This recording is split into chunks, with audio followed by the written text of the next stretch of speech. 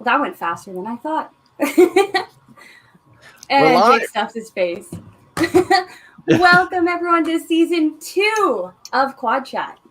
I know we were gone for a little while. Jake is kicking it off with sending nudes. Never. These nudes are spectacular. Send me some of those nudes. Are they good? They're on his TikTok. Good. Yeah, so for those of you who are new, Jake likes to eat during the show. It's part of the show. It's just what I do.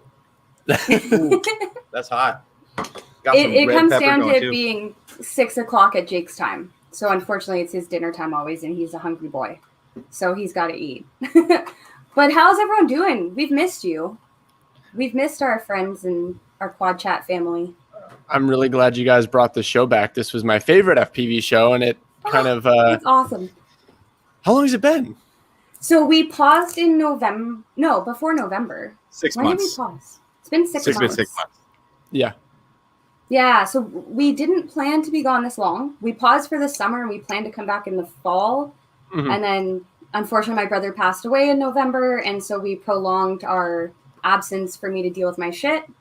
Yeah. And we pretty much were talking, and enough people bugged us that they missed us, so we decided let's just get back at it. Well, I mean, 2020 was just a year of, like, nonstop, unexpected things and craziness. So, yeah, I mean, I can understand why we're taking a break in the first place. And then, yeah, I'm sorry to hear that you had some personal things. So, but glad it's back. Honor to be your first guest. Thanks for having me. We're so glad that you were loving the upgrades. Yeah, I listened to you guys, and I bought a camera, and we have upgrades. And it's good you brought that up, actually, because we have a whole new feature with the Quad Chat show that we've introduced for Season 2. So we now brought in the Patreon feature.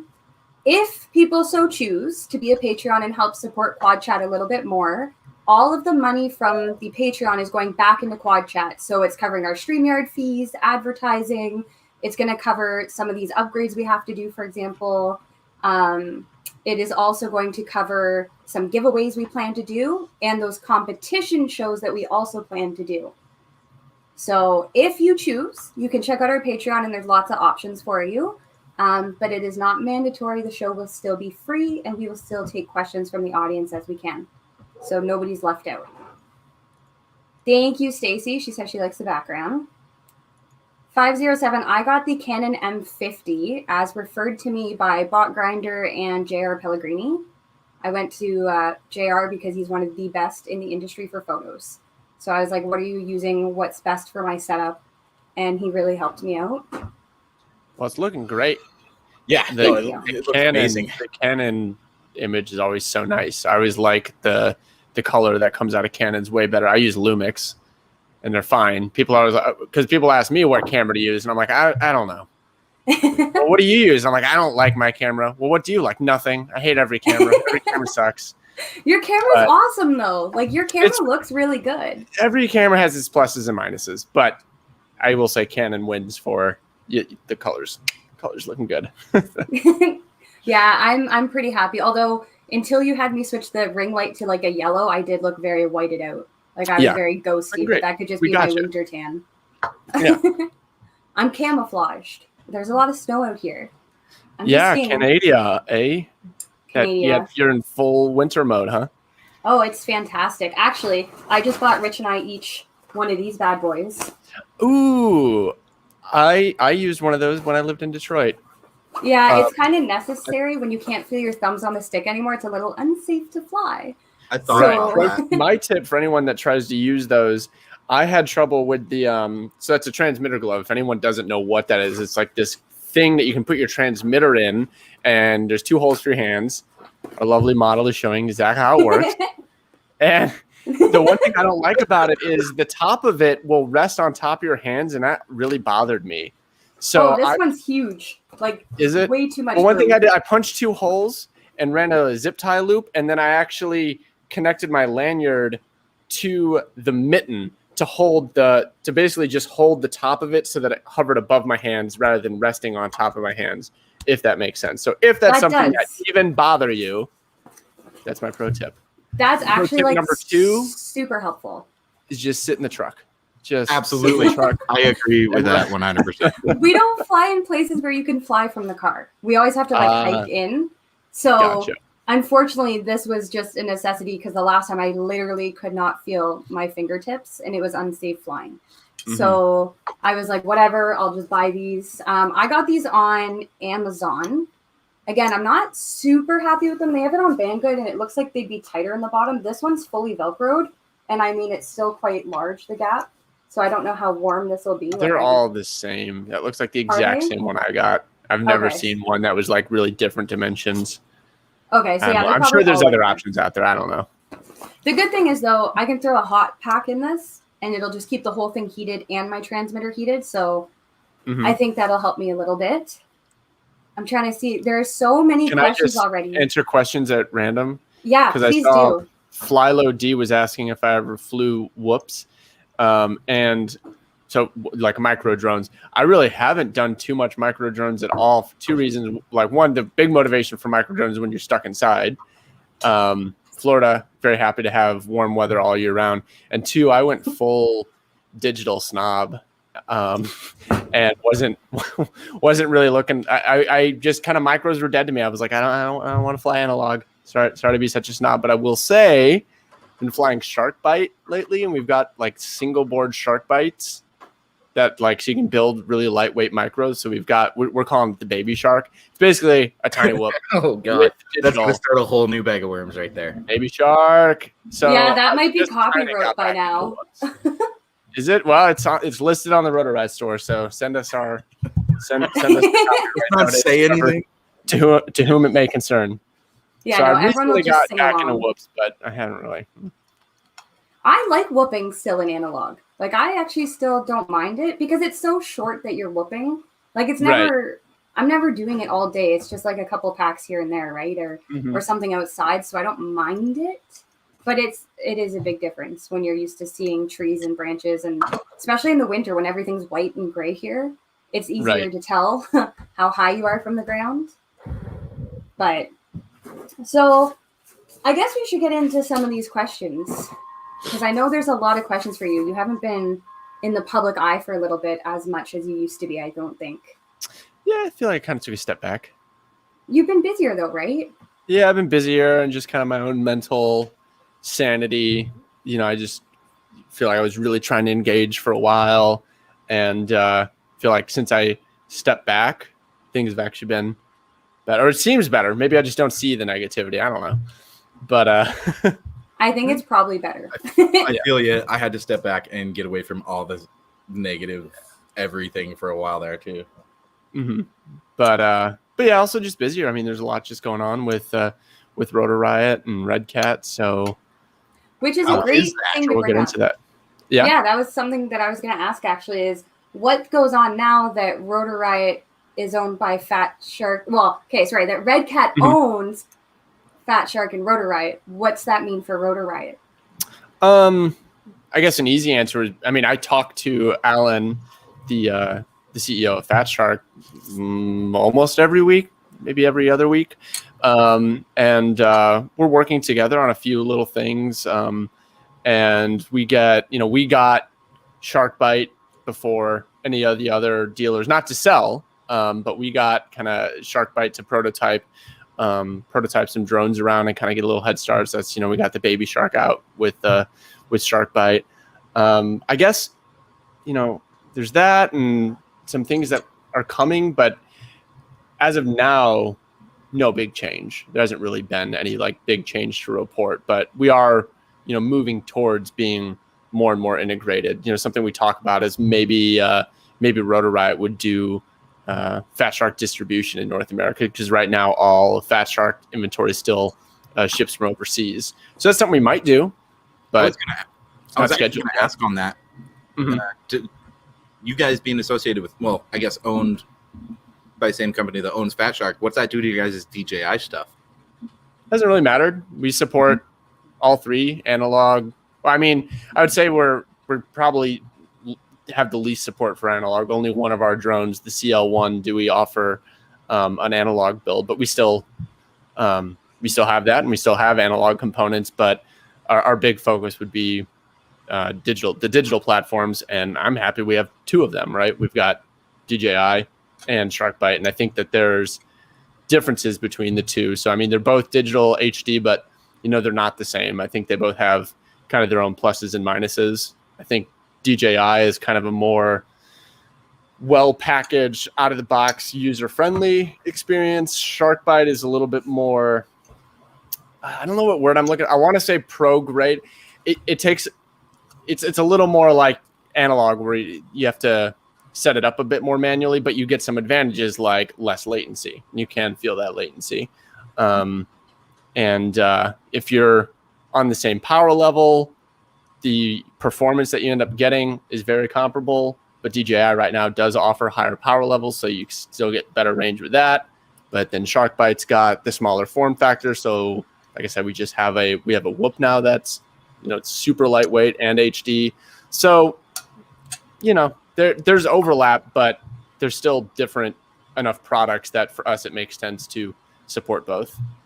Now, you guys probably. Oh, sorry. It's okay. There's a couple questions in the chat that pertain to it, so I was going to pull them up. One is Broccoli was saying, how will Fat Shark and SharkBite affect using DJI? And I think he means if we're flying together. Same thing as analog, which some people report having a terrible time flying, a mix of analog and DJI. Our experience here in Florida is it's been pretty much fine. You just limit how many people are flying, which is what we would do anyway, and divide up the channels, which is what we would do anyway. So I don't know, maybe like before, if we were all flying analog, you could get like 5 people up. Not really. Honestly, we never fly more than 4 people at once. You could, but you just don't. Not the way we fly at our spots and stuff like that. So flying 4 people at once, we've had no trouble mixing 1 analog, 3 DJI, 2 analog, 2 DJ, whatever combo. Actually, Ring Drone, I take that back, because the Ring Drone episode we just put out, we had 6 of us flying at once, and it was Corey, Vanover, Drew, Sean on DJI, and Erod on analog. So 5, not 6. And that was still fine. So anyways, that's a really roundabout way of saying it's not going to be a problem, because SharkBite lines up with analog like 1-to-1. So any SharkBite channel will just take the place of that analog channel on raceband. It's kind of a long way to get there, but we got there. Which one do you like better? Right now, I prefer DJI. So you're the range still is more better, DJI the image sold. is better. Yeah, the weight, the weight and the reduced or the increased latency of DJI versus SharkBite are not a big enough problem for my large 5-inch freestyle drones. But for some of the new drones we're doing, like the Micro and some other ones that are coming, where weight is a more of an issue, it pretty much had to be SharkBite. So I'm excited to get some more of those things out. For maybe top racers, I think there's a SharkBite advantage, but right now DJI is what's working best for me. So I'm assuming that you guys are kind of focusing on the smaller drones just because of the FAA stuff going on, right? I think we're just trying to broaden our portfolio. So we've got 4 or 5 different 5-inch drones. We've got the 3-inch Cinewhoop. We've got the 1 7-inch drone. So, I mean, we could just keep adding 5-inch drones to the mix, but we want to branch out and have more offerings. So I'm psyched that we now have like our own micro offering, and we have some other things. And so some of it's motivated by the FAA things, but not directly. It's not that, like, I personally don't see, like, I feel like there's this feeling that if you're under 250 grams, you can do whatever you want. Like, that's not true. Not the case. Like, there are still rules. There are less rules, but I just don't think it's like that big of a deal. But for some people, that small difference in regulations is a big deal to them. Or even if it's just a perception, whatever, customers are wanting those lighter weight drones. So we are offering those things, but that in no way means we're moving away from 5-inch drones. I mean, that's like our bread and butter. It's just we've got tons of those, so we're trying to just expand, have more options. What is Rotor Riot doing about the FAA regulations? Because I know there's some company out there claiming that no other company's helping fight the regulations. And I know last time we talked about FAA. So in the last year, what's changed? Like, what is Rotor-Riot doing to help the drone community against the FAA? I mean, at this point, there's like at this exact time, I don't know that there is a clear move that we should be doing. Everything is still, I mean, it's beyond a proposal, but nothing has gone into effect yet. So what are we doing right now? We are really just supporting and staying in close communication with the FPV Freedom Coalition. I mean, that's kind of who I'm putting all my faith in, and supporting them in anything that they ask for, putting out, I mean, right now, just little things, put out some promotional material, get them connected with people that I think could help their cause. Like I just connected Dave Messina with James Christensen, who's making that FPV documentary, so that they can get the latest updates from the FPVFC to include in that documentary, maybe an interview. So that's what I think Rotor-Riot's best contribution could be right now. I know that there are, to address what you're kind of beating around the bush, other entities that are wanting to do lawsuits. The people that I trust to have a good understanding of what the laws mean and what can be done, they're not really advising me that there's a case for a suit right now. And I'm not saying, I don't know, I'm no lawyer. If there is a case for a lawsuit, I'd be happy to jump on board, but I don't really see what there is for that right now. I guess, overall, when the FAA first put out their proposed rulemaking, there were heaps of problems with it. And from what was originally written to what they've put out now, we got a lot. It's by no means perfect. I'm not happy with what do we all want? We all want no. We all want no. Yeah, you want no more regulation. I just feel like we're not going to get that. Like, I'm just being a realist here. Like, regulations are coming. Sorry, it's just going to happen. So I think what's written now, we can deal with. There are still certain little things that we'd like to see changed. And I think as we go through that, addressing the specifics, are again where energy is best spent. So for example, I mean, there was one of the things, and I'm so bad at remembering specifics, I can't call out the article number, but the way one of the lines was written, it could be interpreted as saying, as kind of attacking FPV. And the Dave Messina from FPVFC actually got to talk to the FAA directly and get clarification on that. And yet you got to hear from them directly. No, that's not what that means. We have no problem with FPV. And so I think just going down the list of those things that could be problematic and either getting clarity on, no, it's not a problem, or yes, this still is a problem, and how can we address it and still kind of push for, to make it easier for companies to, get modules or something like that. Jake, did you want to go? Because I feel like I've been stealing all yours. Go ahead. You were like recovering yourself from your spicy pasta. Yeah, my mouth is spicy, or is it hot? What'd you do to make it spicy? I put red pepper in it. Oh yeah, crushed red pepper. Like cayenne pepper? No, just crushed red pepper. And of course, you progressively eat, and it gets progressive. Gets worse. It builds. Yeah. I've actually gotten messages. Why are you sweaty, bro? This was supposed to be a challenge show for Jake. I don't know why he chose to eat spicy food today. I feel like you're not going to get him to stop eating food or stop eating spicy food, so you just need to lean into it and make it a requirement that he eats spicy food and like integrate into part of the show. Like, yeah, he tries to. How many questions can Jake ask? Like dab or no doubt. We'll take bets. How long until he pukes from the heat? Right. Go. Let's not do that. So, how has COVID affected Rotor-Riot? The biggest thing two things. The biggest that I think is what most people know Rotor-Riot for being the show is production got so difficult, especially when it all hit and travel was completely shut down and everything was like very, locked down. And we had to get kind of creative with what kind of episodes we could put out. So you saw we started doing more episodes that were, more like talking segments or, kind of historical things or whatever that were just, us talking to the camera. Bardwell was really great to do Zoom call episodes. So I think for all of 2020, Bardwell was only on the show either via Zoom or because we were completing episodes that we started filming in 2019. So yeah, I mean, we just had to get creative with that.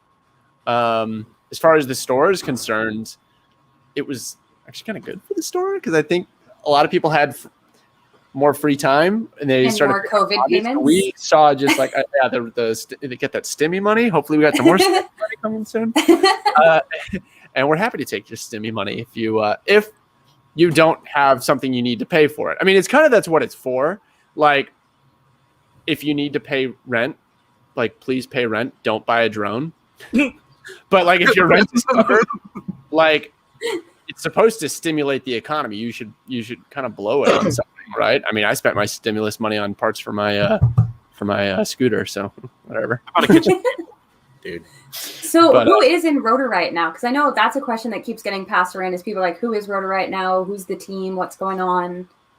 You can always find that answer on our website and our YouTube channel. Like if you go to the Rotorite homepage, youtube.com/Rotorite, there's like a thing where we list, all the current official pilots. But, right now we got myself, Vanover, Bardwell, Corey. Wait, let me count this way. Myself, Bardwell, Vanover, Corey, your boy Vortex, Zoe, Sean, Nurk.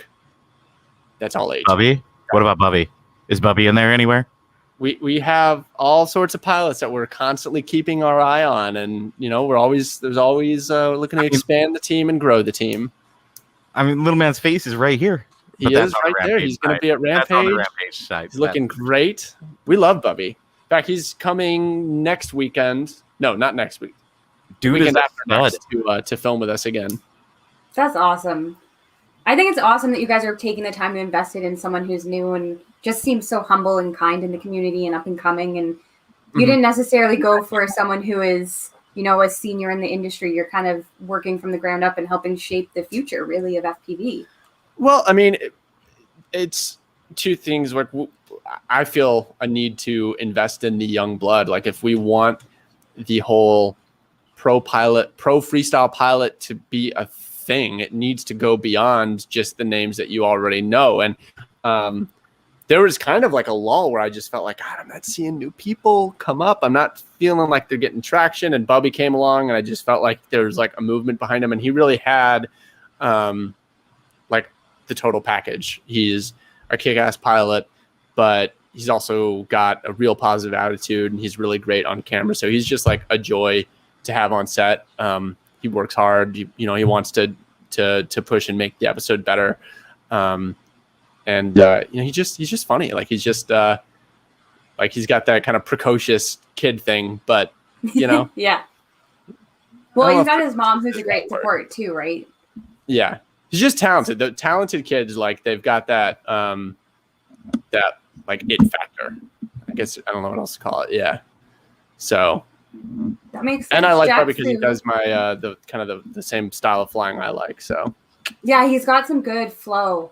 Like when you watch some of his one pack edits and stuff, or even like his Rampage clips, which I know he has a couple transitions in, it's insane what he can do. And Bardwell, I think, said it best in one of Bardwell's videos. He's like, "You are making your elders look bad."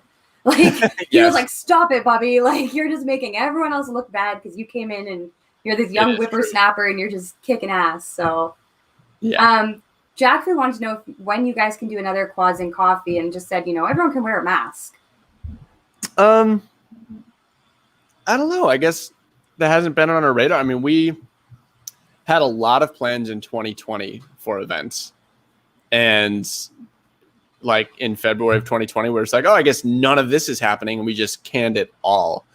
And, going into 2021, we were determined to do an event. And so we've got Rampage on the horizon. And we'll probably talk more about that later. But we really liked doing those little more just like pop-up events, like Quads and Coffee. So I don't know. I guess I don't know when. I'd like to think maybe we could do do one soon. It's kind of like, with Rampage, it's really a bigger, higher production event. So we're able to do more things to put like formal precautions and testing and things like that in place. But to do like a smaller pop-up event that was like free, right? Like Rampage is a ticketed event. So we have money that we can reinvest into COVID precautions. But like to do just small free pop-up events, I don't know. But then again, like Ash and I just went to a vegan street fair this evening, and like, everyone wore masks and they took temperatures when you walked in. So like it's doable. I guess that doesn't answer the you question. had to leave your vegan street fair to come here to do the show. Yes. I don't know if that's a loss. What? Have you not had like vegan buffalo wings? Oh my God. They're No, like, but you know what? So good. There are some really cool vegan restaurants that have started opening up out here in Ontario, and I've been pleasantly surprised. Like there's been some really good food.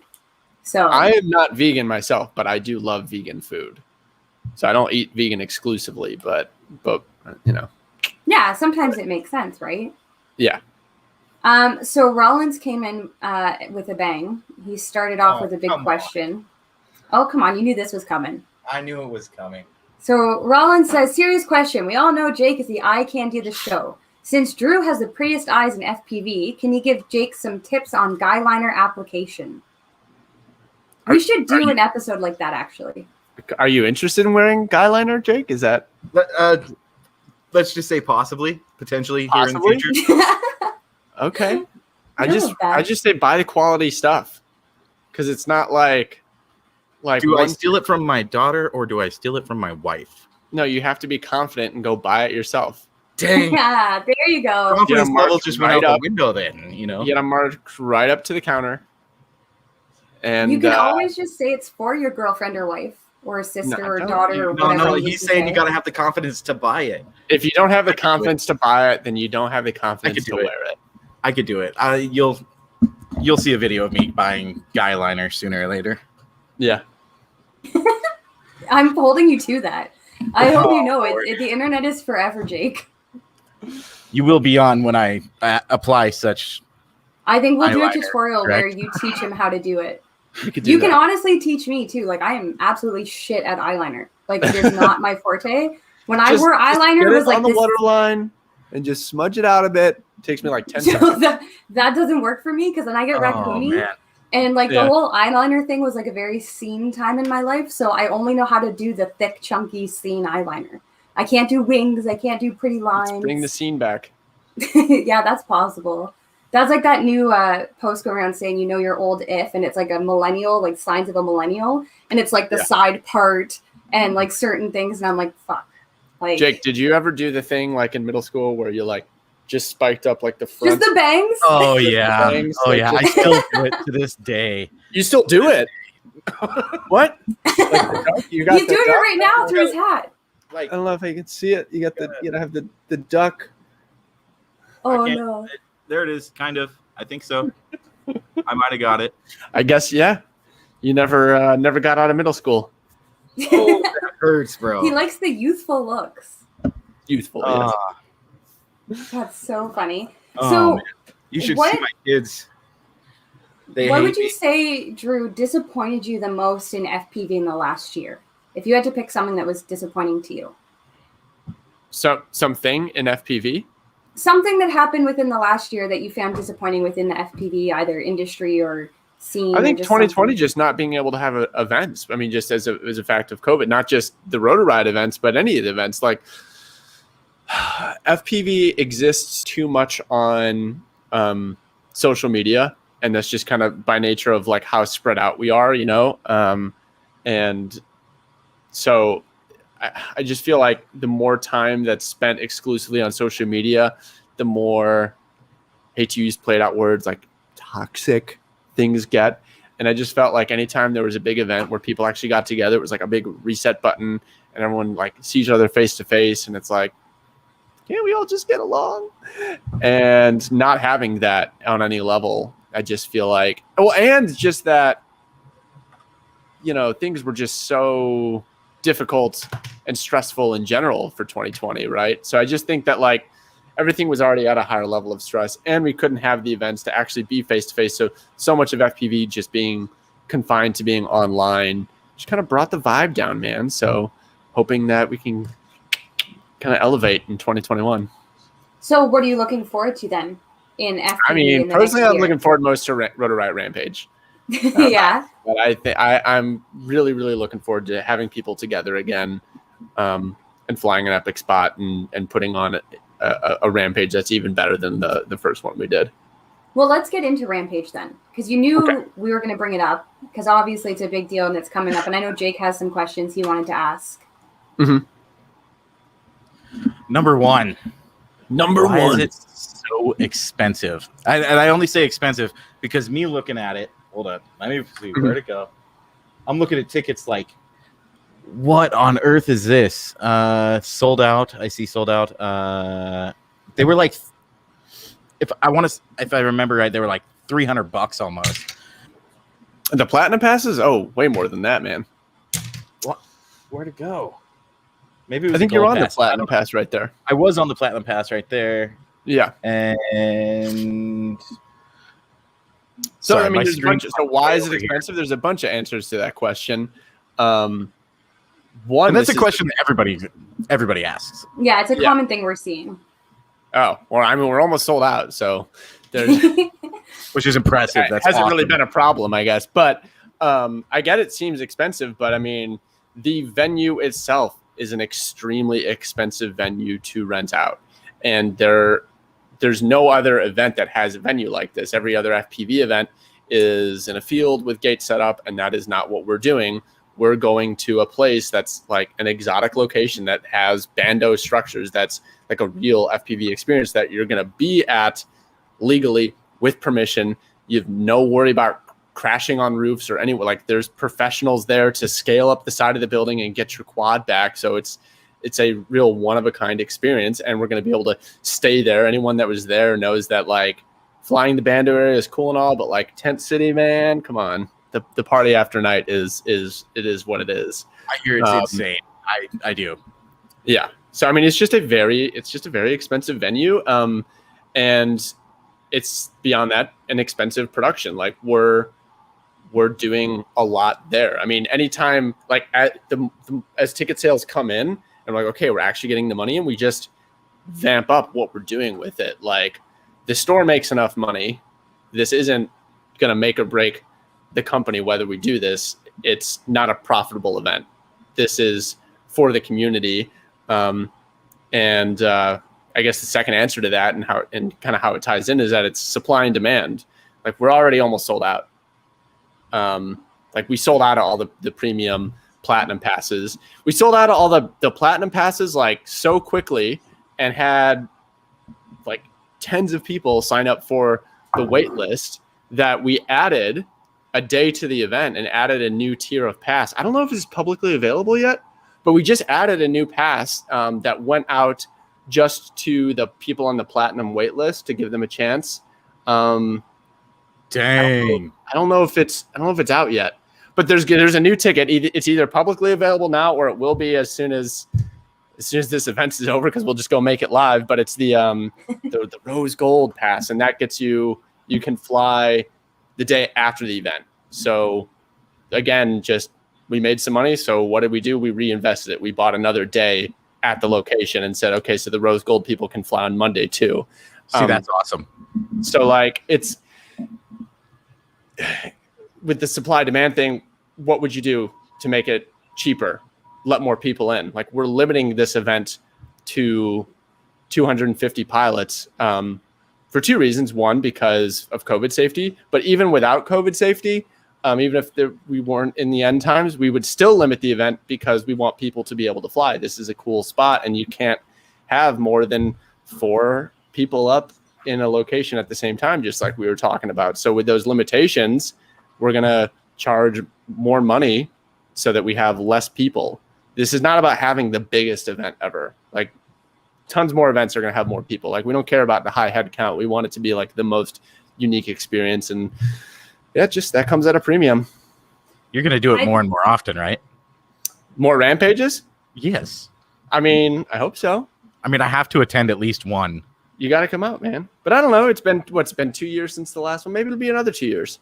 I maybe really we'll do it in hope 8 you months. do one Who knows? sooner than that, because for people like me who just can't come because we're in a different country and COVID unfortunately is preventing this for us, like we really want this. You know what I mean? Like I was so looking forward to it. I was like, please be August. Like just please be August, because hopefully we'd be able to go by then. But unfortunately, like I know for us Canadians, it's just some might be able to go, but for the majority of us, the current way they have COVID set up is we have to get tested when we leave the US, when we return from the US. We then have to stay in a hotel until the results come back at our own expense. And then we have to quarantine another 14 days at home. So for most people, you're now expecting them to take 3 weeks off of work minimum. And it's just come to the US and don't leave. Just don't leave. I wish it was that easy. It's just, I don't know. I really wish it was that The easy. same thing here as you do there. Yeah. So I guess I would say this, and this is no guarantee or nothing. No, the next one we do when we're past, when we're really Canada is not on full lockdown quarantine forever. Like that's when we'll be looking to do another one for exactly that reason, because you're pretty much not coming unless you're stateside, and so you might not be coming given your situation or your COVID comfort level or whatever. But that being said, I mean, our whole goal with this was to do an event in the end times and make it as safe as possible. Like really going beyond what's ever been done at any event. I don't know if what we're doing has ever been done. And I'm really excited about it. And I think that a lot of people bought their tickets because they, trusted us to put on a safe event. And I'm really confident in it. So we're not just doing temperature screenings. We have COVID testing for everyone there. Holy That's crap. awesome. We just got confirmation on that earlier this week. So consider this a formal announcement of that. We haven't put it out anywhere else, but we are going to have COVID testing for everyone at the event. It's sponsored. It's free. It's the rapid test. So as part of registration, you're taking your COVID test. We'll be sending out a questionnaire before the event that covers kind of all the questions that you'd find on CDC or whatever. Have you been exposed? Do you think you've been exposed? Have you been to these risky things? Blah, blah, blah, blah. And if you, if the questionnaire, just you even think that you might have COVID, you can get a full refund on the ticket. No questions asked. I mean, hell, if you just change your mind and just lie and say, "Oh, I think I have COVID," we'll give you your money back. Because we don't want you to come if you have COVID. Which is what the next thing was, is there was a question. So if COVID foils this, are you guys giving money back, or are you doing like postponing the event, and then when you re-host it kind of thing, you'd invite them to use the same tickets, or what is your COVID protocol if this for that? just still blows up and if we are forced to shut down the event, then yeah, your ticket will be applied to the rescheduling or a refund if needed. But I mean, we're committed to making this a COVID-free event. But even so, we're still going to have masks and all that. So we're going to test literally everyone, make sure everyone coming through the door tests negative. But on top of that, we're still going to have you do the masks, So any like of the public spaces, we're going to be expecting everyone to be masked up. Like obviously when you're at your campsite, the campsites are like bigger this year. Like, so we expanded kind of like the tent area. So if you are alone or, with your party in your campsite, then like, you don't have to wear a mask, consider that your home. Right. But, if you're meandering around or in the public spaces, you're going to mask up even though you've been tested. So Are you going to do Rotor Riot mask? I feel like you really should do Rotor Riot mask. That would be we have really Rotor Riot cool. masks available for purchase, but we are going to be supplying masks. So we do have free masks. They aren't branded. They're just plain black masks. But, we're trying to save where we can. So we have free masks for everyone, but no, we don't have the branded ones. I'm laughing at 507. Tiny whoop to the face. Maybe that's a good idea. Or maybe I'll just sneak up behind you and just wrap it and then zip tie it, and then you can't take it off. What do you think about a Canadian rampage? Do you think that's something you guys would ever do?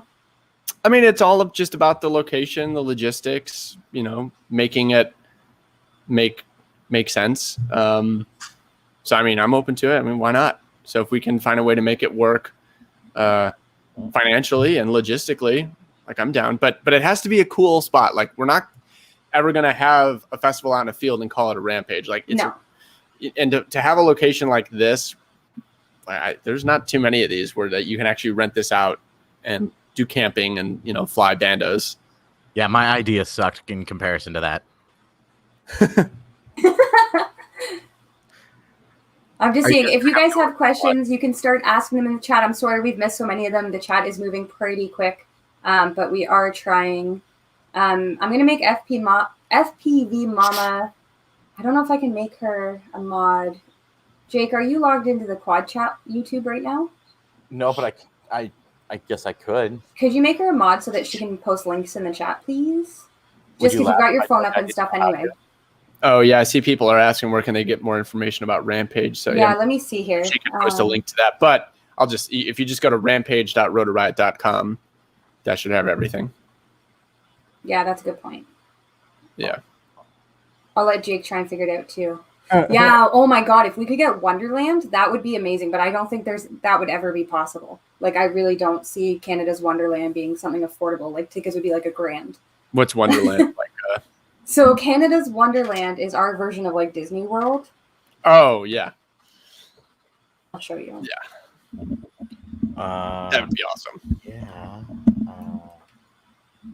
Actually, there'd be grants for camping and stuff there too. Are you going to do jousting quads? 920 FPV actually mentioned jousting quads, like dueling quads. Would that be like an option? I mean, I suppose it's Rampage. We can do whatever we want. That would be freaking. Oh, I Maybe do have a question, a major question about this. Some guys out there do not want to get their AMA or whatever is required at most other places. Are you guys requiring the AMA to be able to fly there? No, we are not requiring AMA. We are providing the insurance for you. Dude, that's dope. That's killer, because most flying fields or anything like that will not allow you on their premises without an AMA unless you're just a watcher. Nope, we have insurance for all the pilots, so no AMA required. This isn't an AMA field. I mean, the site doesn't care. You can do whatever you want. Like, what we do at this location is tame compared to what this site is normally rented out for is like military training stuff. It's called Government Training Institute. So like SWAT teams rent it out and like do training exercises and like literally blow things up.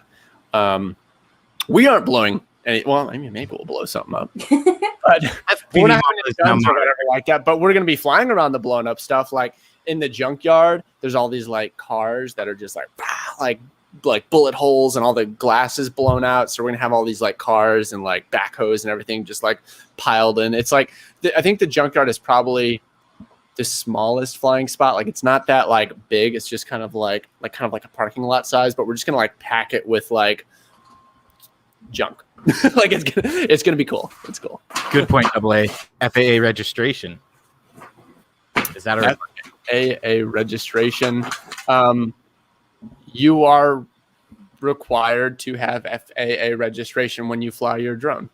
That's not us requiring it, but you're required to do that. So it has nothing to do with Rampage, but that's a requirement for you to be flying anywhere. Good answer. Yeah. I'm just pulling this up here. Drew, if you ever come to Northeast Florida, will you let locals know? We'd love to meet and fly with you. Shout out Rowdy Quads. For sure, man. Rowdy Quads. And he says he met you at Quads and Coffee before. Do we have a... I don't know that I can remember someone based on the picture of their drone. But, that would be quite the skill, though. that guy with the green GoPro mount, I guess. That's awesome. So AA wants to know, are you checking if people are FAA registered when they show up, or you just expect everyone to be? We are expecting that you are going to follow the laws because it's a law. Questions. But there's all sorts of laws that you can break while at Rampage, and we can't check on everyone's following every law. You might get arrested, but I don't know. I don't know. What do you want me to say? Respect. We are not requiring FAA registration, but you are required to have it. So something we have started doing, like I mentioned at the start of the show, is we have our Patreon where you guys can choose to support Quad Chat a little bit more than just watching us because we are not monetized, but we're hoping to be able to support the channel a little bit more. And we actually have a wonderful person who decided to participate in our $20 tier. And with that tier, they actually get the opportunity to come on the show live and ask you a question themselves. So I'm going to bring in the FPV dad to ask you. I think he's got 2 questions. That's all we can allow timing wise, especially as we get more people doing this. But I'm going to add the FPV dad here. I know he's got some questions for you. FPV dad It's in the actually house. happening. Holy. I told you it would happen. This is not a scam, man. To be honest, no, not even that. I think I was just taking it Katrina's a all little in. sketchy. She's a little sketchy. I can see why you might think it's a I'm a scam. fellow Canadian, okay? He knows. Yeah. You Canadians are shifty, eh? I think it's the cold that makes us a little bit off balance a little bit. Yeah, we're just compensating for the cold. Come on. Yeah, we're lacking gyro. There you go. So what question did you want to ask Drew? So to be honest, the first question I had was, right now, I've been flying for about 6 months now. I've been in the RC hobby for about 15 years. Like I used to race clay and carpet track, like buggies and whatnot. But as soon as I saw FPV, to be honest, it started with, I'll be honest, Mr. Steele. I saw Mr. Steele all over YouTube conquering the pages. And then I was like, all right, well, that's pretty intense, but I can't follow what this guy is doing. He's all over the place. Like, and then I searched a little bit more and I found the Rotor Riot page. When I saw your footage, it was like, whoa, that's how it's supposed to look. Like, look how smooth that is. Like, Thanks, man. no problem. I could actually like follow where you were going, and it seemed seamless. Like you were going from one spot to another, and just it seemed like it was supposed to happen that way, rather than just a bunch of tricks in a video. And all right, there's my video. Yeah. Well, I mean, I like all the different styles. I think that's what makes FPV so cool, is that you can have like the very like acro style, and at the end, I think a lot of people like get into it for that. But yeah, I like the flow thing. I like to be like a roller coaster. For sure. And the other question I had was, for the tune that you have on the Rotor Riot website, sorry, for your quad that you have right now, I tried to set that up on an iFlight Nazgul 5, and I'm not sure if you're running 4S or 6S, but it blew up props, like Oh my gosh. incinerated props. Oh no! I'm running Wait, which 4S, props but was it it first blew of up all? props? Oh yeah. I Was it went Dell to- props? Because then I'd expect it. Oh, I was using Raycorp. That's probably the problem, but Is I don't it even know what something those you ones just are. got off like Amazon? yeah, I think that's probably the problem. Yeah. When I go with wouldn't say it's a GemFan, tune. yeah, when I go with GemFan props, I've never had an issue. They bend and they get all like distorted, but you just put it back in place and it's just good to go again. Yeah, it's worth it to buy like a brand name like GemFan or HQ. I mean, I did the same thing when I was first getting into it because it was actually harder to kind of find the brand name stuff. So I was getting stuff off Amazon, and yeah, sometimes they just explode. Yeah, but it's pricey yeah, if you're too. flying GemFan, it should be fine. I fly the GemFan 514333. Nice. Oh, out of time in Raycorp. I've never even heard of Raycorp. Yeah, I haven't Yeah. heard of them either. But we're Oh, I spinning these props so fast that if it's not like a durable material, like the RPMs on our quads are so much more than like what you'd find on, certain other RC stuff. Yeah, that is bound to just self-destruct. Yeah. Well, and the One- like, rapid speeding up and down, Yeah, The for sure. HQs also, some of the HQs are not as good as the others. And when it's this cold, like we've been talking, I think it was -8 Fahrenheit the other day here, and you're flying your drone, those props are just going to break. They're not really meant to handle the cold that we're dealing with sometimes when we're flying. And really, some of us are really pushing the cold, even with our lipos, in ways that they were not tested for and they're not used to, right? So Yeah. definitely GemFan, personally, we found to be better. Like when I say we, I mean like my quad group, the prop nuts. We found GemFans generally a little bit better in the HQs, but otherwise we don't really buy anyone else's props just because it's exactly what you said. Yeah. Yeah. If you Right. want, I will Right. allow Yeah. one more question. The V1S, is that what you were flying? And you were still having some of those blow up? Or are you Me? asking me, sir? No, I was asking Yeah. Kat. Okay. Which ones? The The HQ HQs, V1s? it's like V1S. Yeah, it was the V1s. Holy crap. What? How cold is it? It was -8 Fahrenheit. Oh my goodness. See, I've flown in -5 and have never had them explode because of weather. So it didn't explode like when you start it up. It would be like we're flying and you clip a branch and the whole piece flies off instead of just like bending or tipping. Like literally it'll take the whole weight right off from the hub. Yeah. Yeah, exactly. Props, TPU, and Carbon hate the cold. Broccoli says it right there. And it's totally right. That is the absolute problem. Funny thing about I remember flying in the cold, like TPU is like this wonder material. It's indestructible. And when you fly in the cold, like the mounts just snap off your drone. And I'm like, what? Yeah. Like, Yeah, or it's just impossible to get your GoPro out of the mount when you want to get it out in the cold. Oh my. Heat it up. That too. But yeah, Keegan, if you want to ask him one more, I'll totally let you ask one more. I know you're really excited.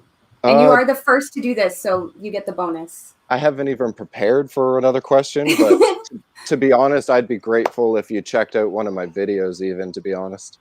Let's watch it on the stream. Yeah, Jake, can you pull one up? We'll make you full screen. We'll let you stay on here and you can hear him judge it while you're here.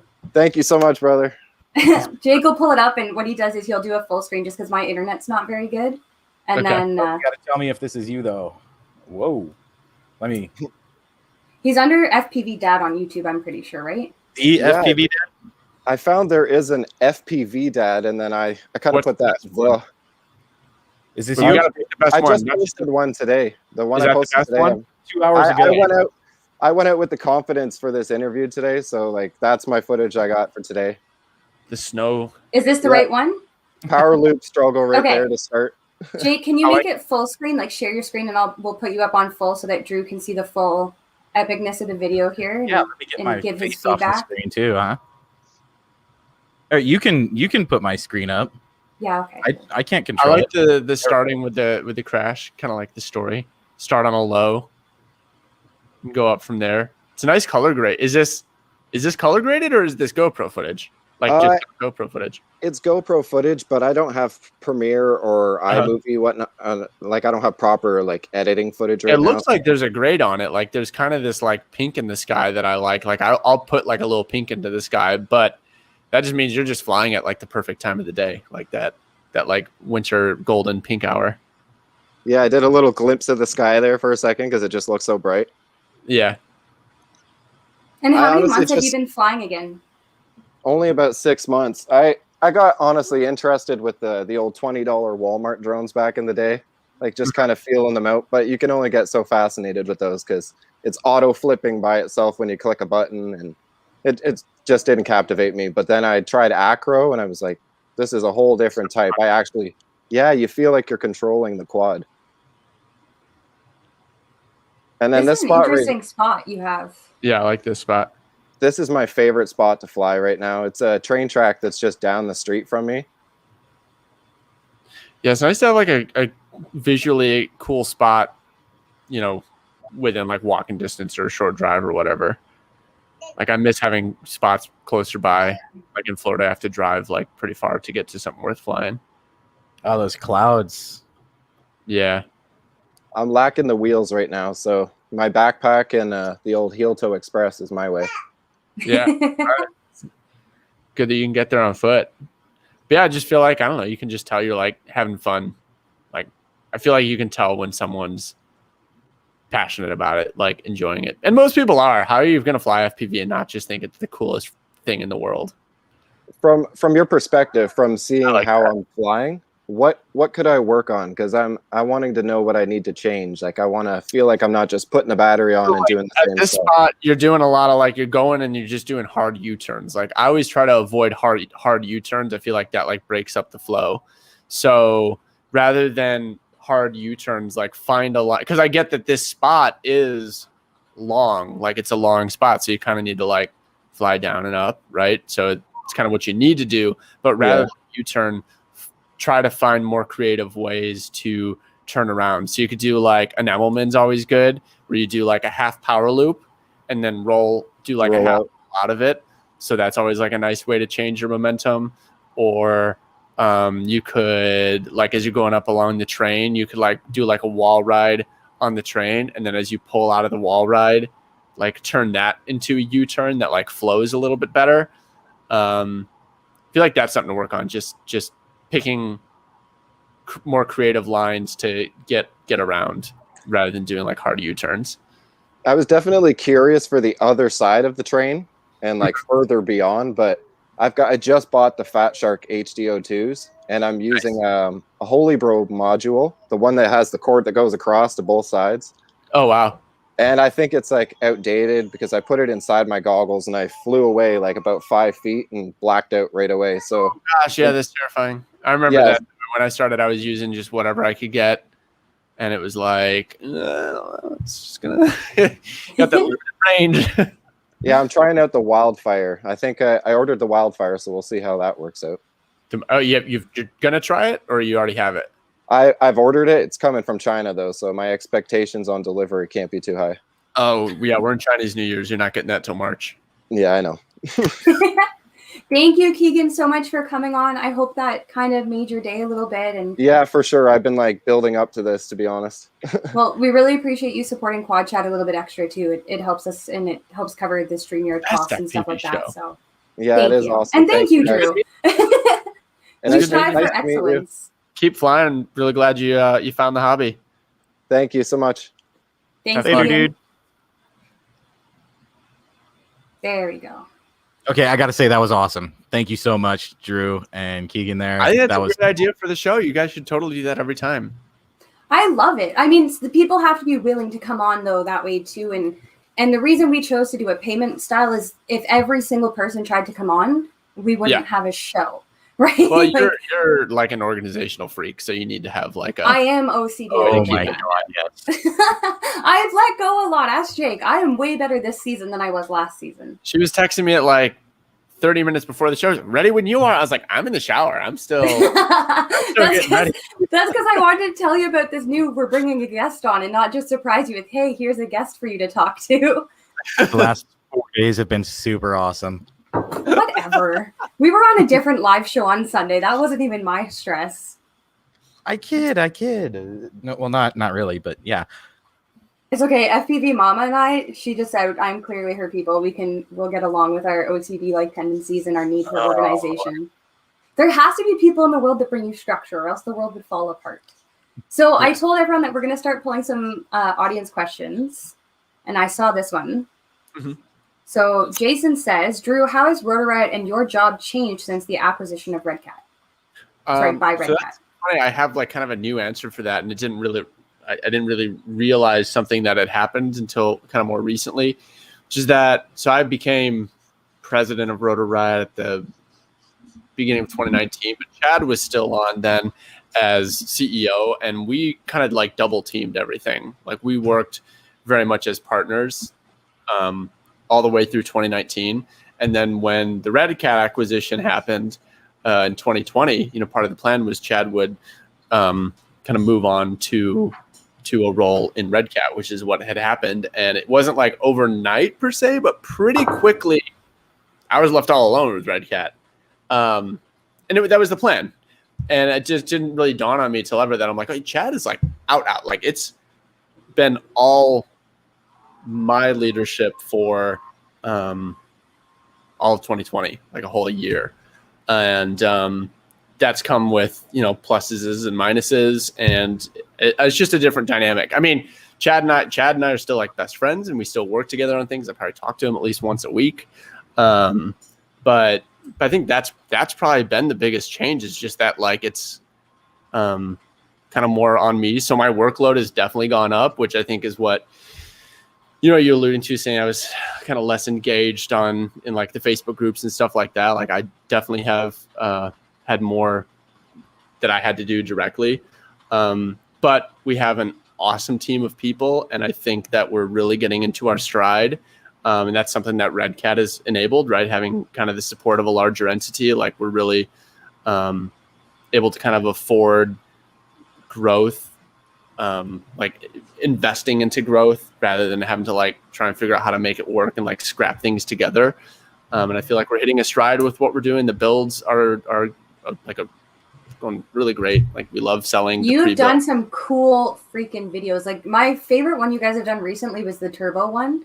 And I died. So Rich and I got in an argument because I was like, Vanny broke the metal pole. And he's like, no, he didn't. It was like that. I'm like, Rich, he broke that pole in half with his drone. He hit that pole so hard. he literally snapped it. And Richard and I had this whole debate and rewatched it a bunch. Did you watch it? Yeah. Oh yeah, I we didn't watched believe it a it either. shitload.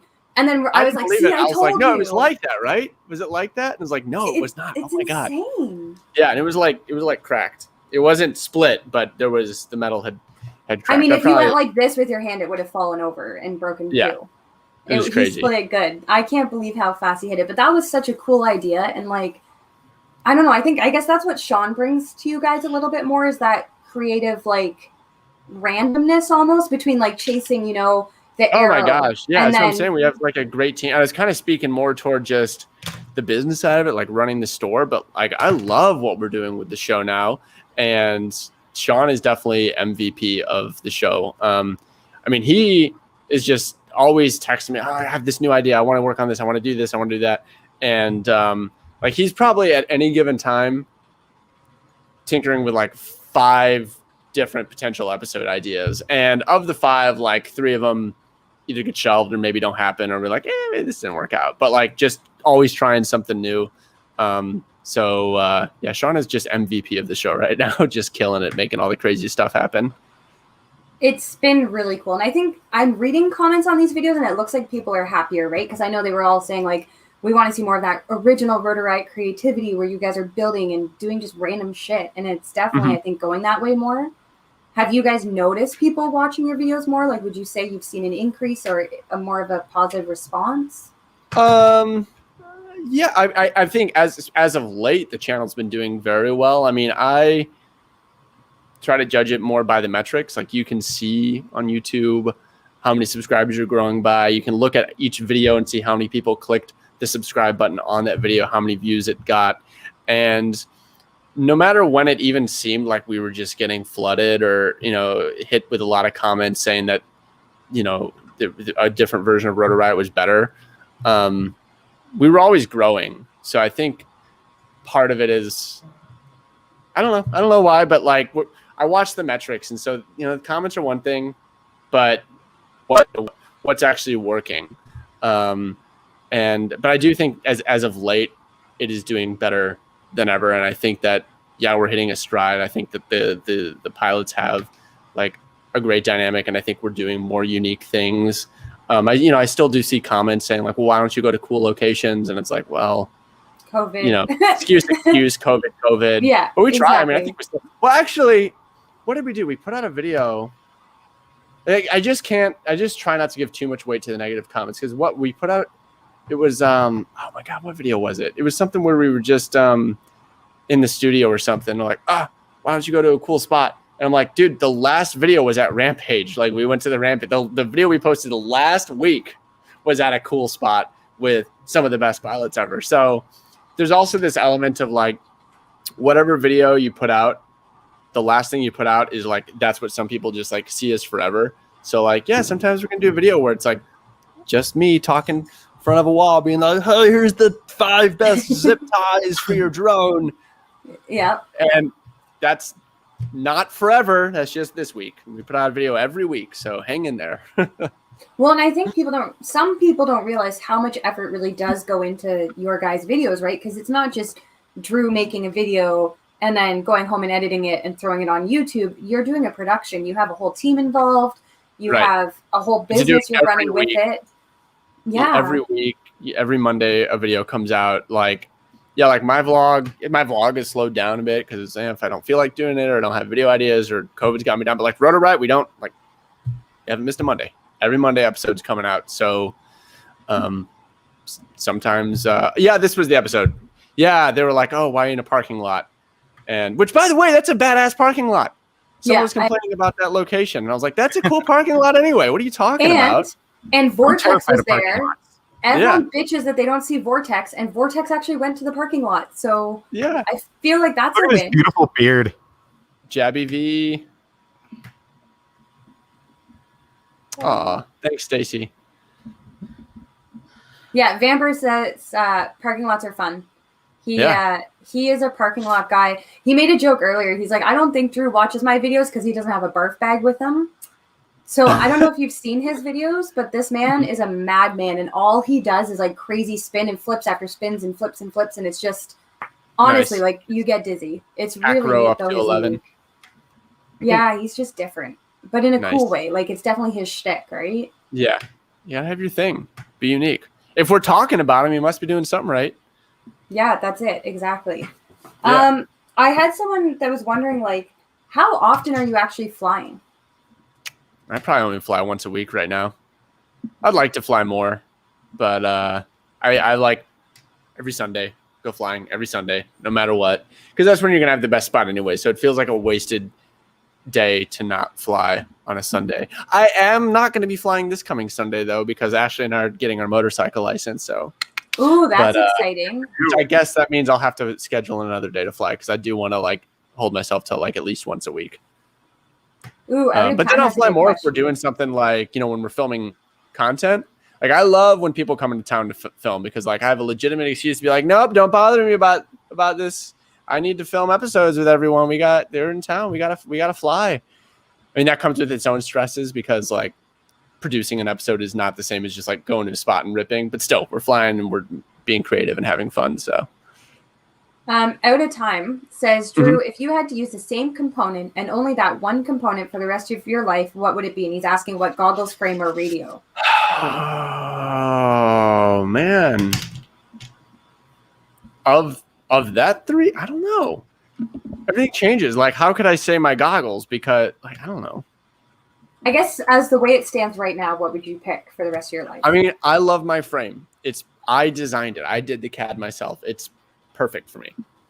There's nothing I would change about it. It's so tough. It's a little heavy, but I like them heavy. I mean, maybe I'd want to try thinner arms, but no, I love my frame. I absolutely love my frame. It's perfect. I would fly my frame forever if I had to. But I'm biased because I made it. So Okay.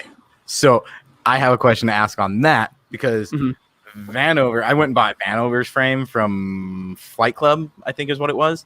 And I hate it. What's going to make me love your frame? my frame, it's unstoppable, baby. It's super tough. And I think it's got like, it just tosses. Like it builds a little heavy. Like my build is almost 800 grams. Everyone's like, oh my God. And I'm like, I know it barely flies. No, it has plenty of, these quads make so much thrust. I like a little bit of weight. I think it just kind of like softens things and just kind of like helps with that flowy thing. Like I don't think, I think a lighter quad is going to be like more juicy or more like, you know, like Mr. Steel Acro or whatever. But like I like a little bit of weight to it. I like it takes a beating. I like these super long protrusions. Like you're not going to hit your motor. Like I want to protect my motor. Closer, a little closer. I want to see. I can't because it goes out of the light. Oh, gotcha. I know. It goes out of the light. All right. Oh wait, I guess I could. I I'll could try zoom one. in. No, the camera's too far. Try it out. Frame. Try it out. It fits the air unit. Try it out. As long as it can fit the air unit, it's got a 20 by 20, right? No, it's only 30 by 30. What do you need? You need a 20 by 20 for what? Oh, the stack? Newbie drum stack, yeah. No 20 by 20. Really? 30 by 30. Yeah. Dude. Yeah. Just drill What do you recommend holes. for a 20 by 20 then? Just drill your own holes. What frame would I recommend for a 20 by 20? Well, I would say I recommend the Rotoride Vanover frame. The Flight Club one isn't made anymore, but if you didn't like his before, it has a lot of the same elements. Like Vanover likes that super lightweight and very thin arms, which makes it cut through the air and be like super snappy. I like flying his drone, but like for my style of flying, I like mine. I like my like thicker, beefier drone more. So if you didn't like his frame before, like if it's just not for you, you probably wouldn't like that. Maybe a standard CL1. Oh, but the CL1, the Vanover's frame, the CL1 only fits the Vista. So you need to go to the HD one to fit the full air unit. I have the HD one. Uh-huh. The one that you guys sent me, actually. Oh, yeah, that's right. You flew that. And I love that one. Are you dead set on 20 by 20? Well, that I already spent $110 on this. Yeah. I don't even know what my newbie drone stack is in. I don't remember which drone I put it in. This is going to reveal the magic. It's a beautiful that isn't magic. stack. But, it's in my Titan. No, it's not. It's in my Yeet Mule. My RVS Yeet Mule has my newbie drone stack. My HDLRC Zeus is It's in a my beautiful stack. That gold and ESC is so fuego. It is. No Yeah. denying It is, that. and that's why I wanted it. It's just so bougie. I mean, if you got the Cricut stack, why don't you get the Cricut frame? Yeah, I knew that was goat. coming. the goat. The goat. I'm not getting it because it's an Oh My God frame, and that's all I'm going to say about that on this episode. Oh Lord. Oh Lord. How do we get Tommy on the show? No, I'm just kidding. Yeah, okay. I think that Oh My God has some good products, but unfortunately their quality control in our experience has been shit. So, and the goat had issues too. So that's where I stand. And in Canada, it's a lot more expensive for me to buy the same frame as you guys. But I digress. Going back, what's a day for Drew like? So, like a normal drone or life day for Mr. Presidente of Rotorite, what is your day like? It depends. I mean, sometimes I work from home all day. Other times I'll go to the warehouse or like a mix. I mean, like today I sat down to send one email and it took 3.5 hours because like I had to trace this shop. Like there was this specific finance question I had to get for the CFO and it just took so long to trace this down. It was good. I needed to know how this worked. Someone needed to do this, but like I just thought it would take 15 minutes and I'm like, where did 3 hours go? Where did 3 hours go? So then I rode my bike over to the warehouse and met Chad, who was in town. We had lunch and then I went back to the warehouse and Jeff Orta was working on something and I was like, oh, you don't need to do that. And he's like, no, we put in a process. Stop messing up the process. Because I like rush everything. I'm just like, oh, we're going to do this and we're going to do that. We're going to do that. And the team is like, what? And then I'm like, why didn't it work? So they're trying to actually like put in processes. And so they sound more organized and they're trying to organize yeah, you. they're organizing. The team is doing great. And so Jeff said, piss off. So I left Jeff alone. So then I went upstairs and did some emails on my computer. Then I rode my bike home and dug through my hard drive to find some footage that I need to upload to James, who's doing the documentary. I owe him some footage that he wanted. And then Ashley and I went to the vegan thing. And now we're here. So you're pretty busy. Like it actually, your day involves a lot more than people I think probably realize. Well, and it's just, I think what really sucks up my time is just like between all that, like my phone is always ringing and texting and stuff like that. So I think I talked to like Stacy on the phone 3 or 4 times today about various rampage stuff. I talked to Alan from Fat Shark today. I think I talked, either that was today or yesterday. Talked to Sean today about a new drone frame he's working on. Just like nonstop, like, yeah. You Just made the day me just think of gets away from something. you. Where's that screenshot I took? So I closed his name. No. I screenshot the message, but I don't have the poster. But apparently some shit went down in Fat Shark's group today, and people have actually had to quit and leave Fat Shark because of Greg. Do you know Greg, about that? the founder. Yeah. I heard a little bit of this. I am unfortunately not up to speed 100%. But I mean, all I know is Greg develops great products. As far as who's in charge of Fat Shark, that would be Alan. So if and I can't guarantee you're going to be able to get in contact with him, but if you want to, communicate with someone who's the authority on Fat Shark, that would be Alan.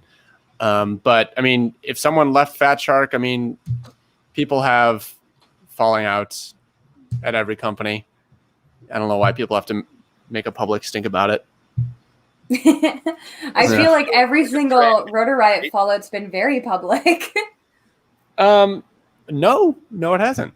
Or I wouldn't Not say in fallout, the sense but of you guys. Like, you guys don't ever make it public, but I find that your scorned ex-staff members make it public, right? Or they... Yeah, but that's like the people that have made a big deal out of it aren't the only ones that have come or gone from Rotor Riot. There's people that have left on good or even bad terms and not made a stink about it. You know, it happens. I'm just seeing the chat scrolling through too. Looks like your stream, it might be frozen. Mine or Jake's? Are we frozen? My YouTube window is looking frozen.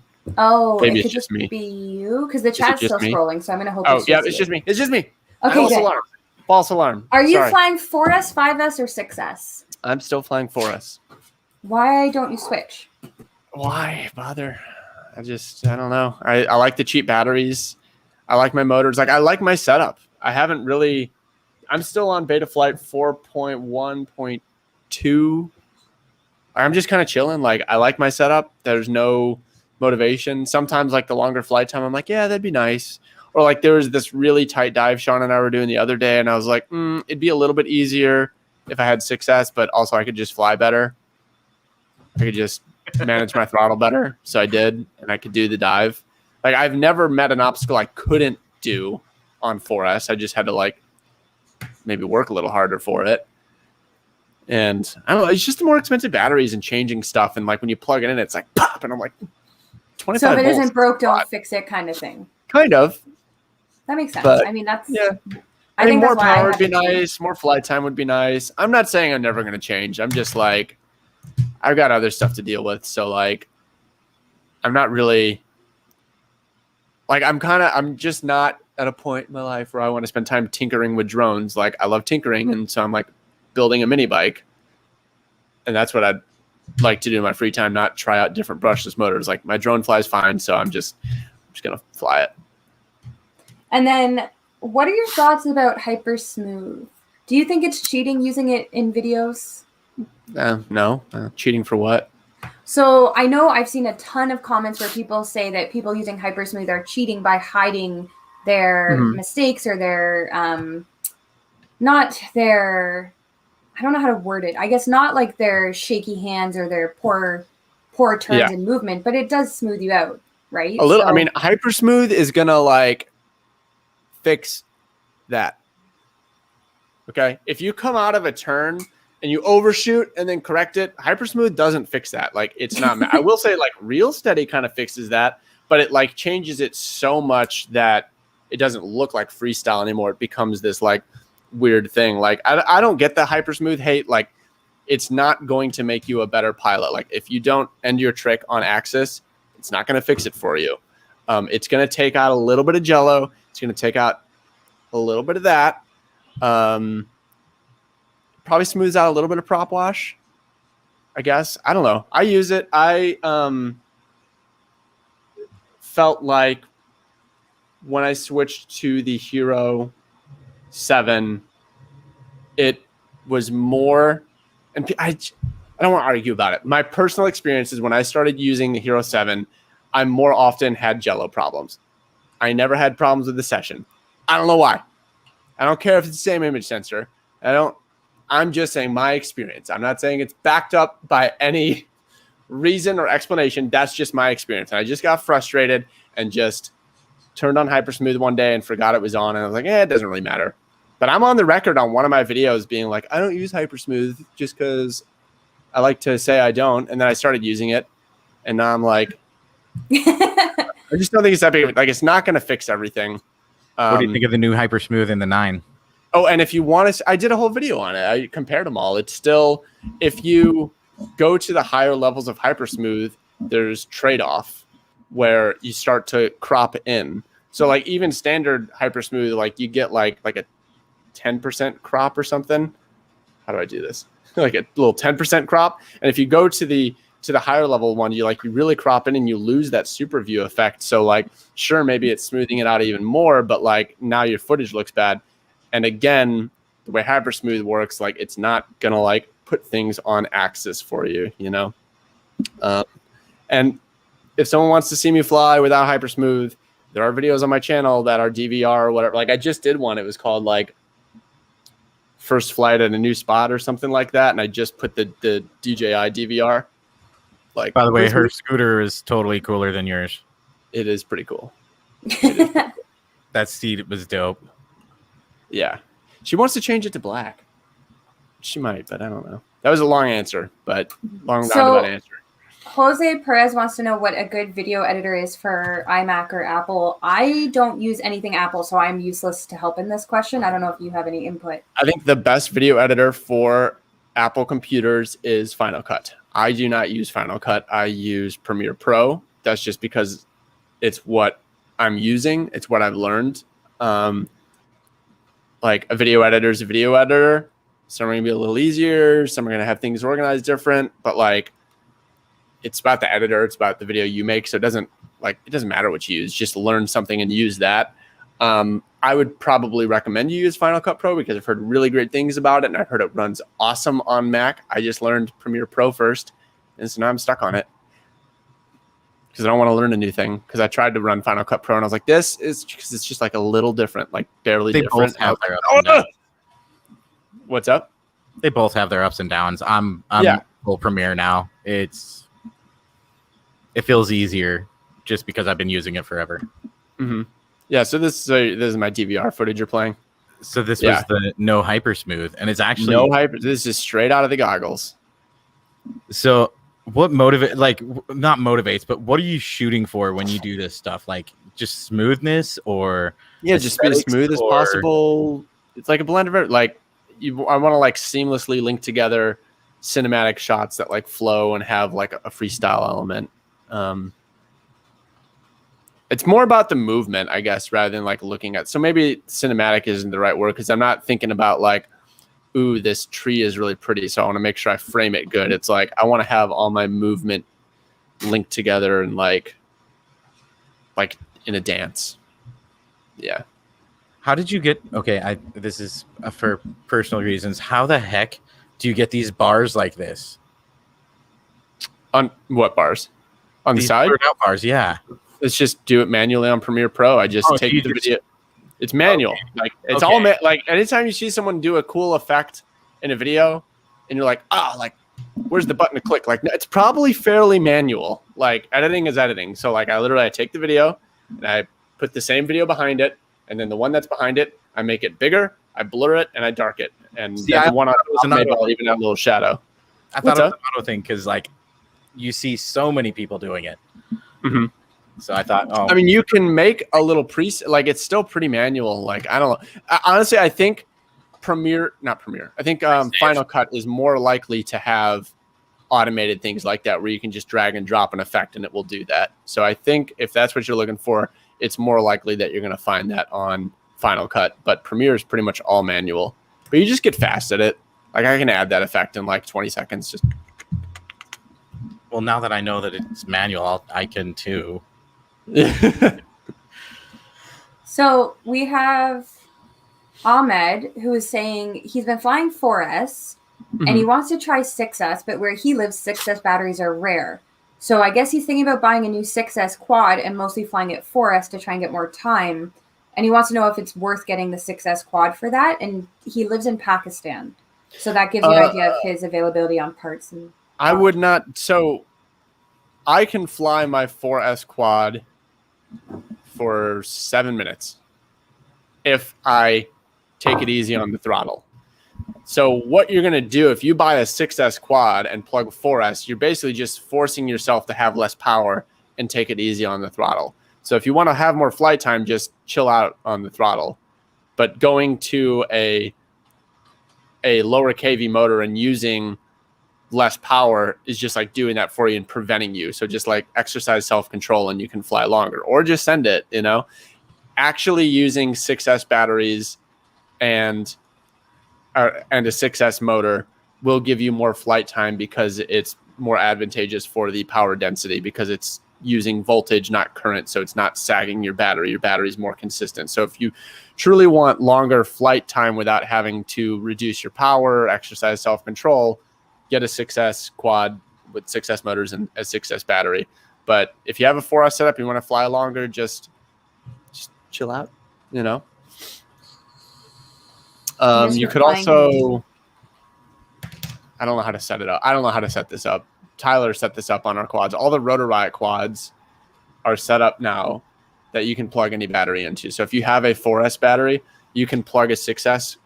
Sorry, if you have a 4S quad, like a quad with my motors on it from Rotor Riot, and you plug in a 6S battery, it will automatically cap your throttle so you won't burn out the motors. And theoretically, you'll get longer flight time that way. That's not addressing his problem, though, in which he's saying he can't get the batteries. So that's a tough one. I mean, I would personally recommend if you're having trouble getting batteries, reach out to your local shops and start showing them there's an interest for products. So a lot of these stores are willing to get stuff in for you as long as you can prove to them there's value in bringing in the products and that people will buy them. Mm-hmm. Or if you can get some buddies together, maybe like place a big order or something. Party I don't know. package deals. Yeah.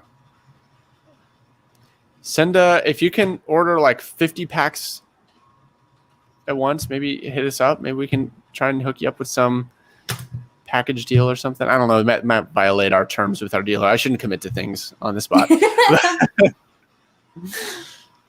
So, I'm just oh, saying. so He here's a says the hyper- store they here's a have is hyper selling clip. I KK feel like- boards. What's up?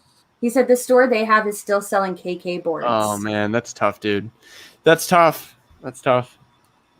Hang in there. Colin Pinard, the V2 has been released for DJI already. The goggles are released. So you can use any HD drone with that. You don't have to use a different drone. The air units are the same too. So just Are whatever. you gonna switch, Drew? Oh, I've been switched. Yeah. How do you like it? What? Do you find it a benefit?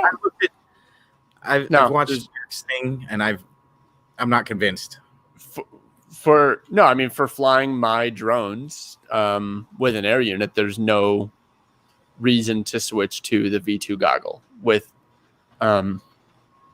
what is enabled on the goggles now.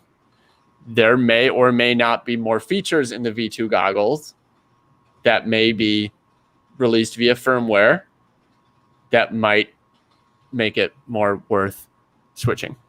But as of now, there's no reason, but there may be a reason. So if, Like hooking up an external screen, maybe? yeah. Oh, well, I think, isn't that going to be out? I don't know, because you're not, like, the public firmware isn't even out yet. Like, they're for, like, you can buy them, you can pre-order them. We may have them at the warehouse, but we are not permitted to ship them, and we are not going to ship them. That's been made clear. And even if we did, I don't think the public firmware is out. I think it comes out in,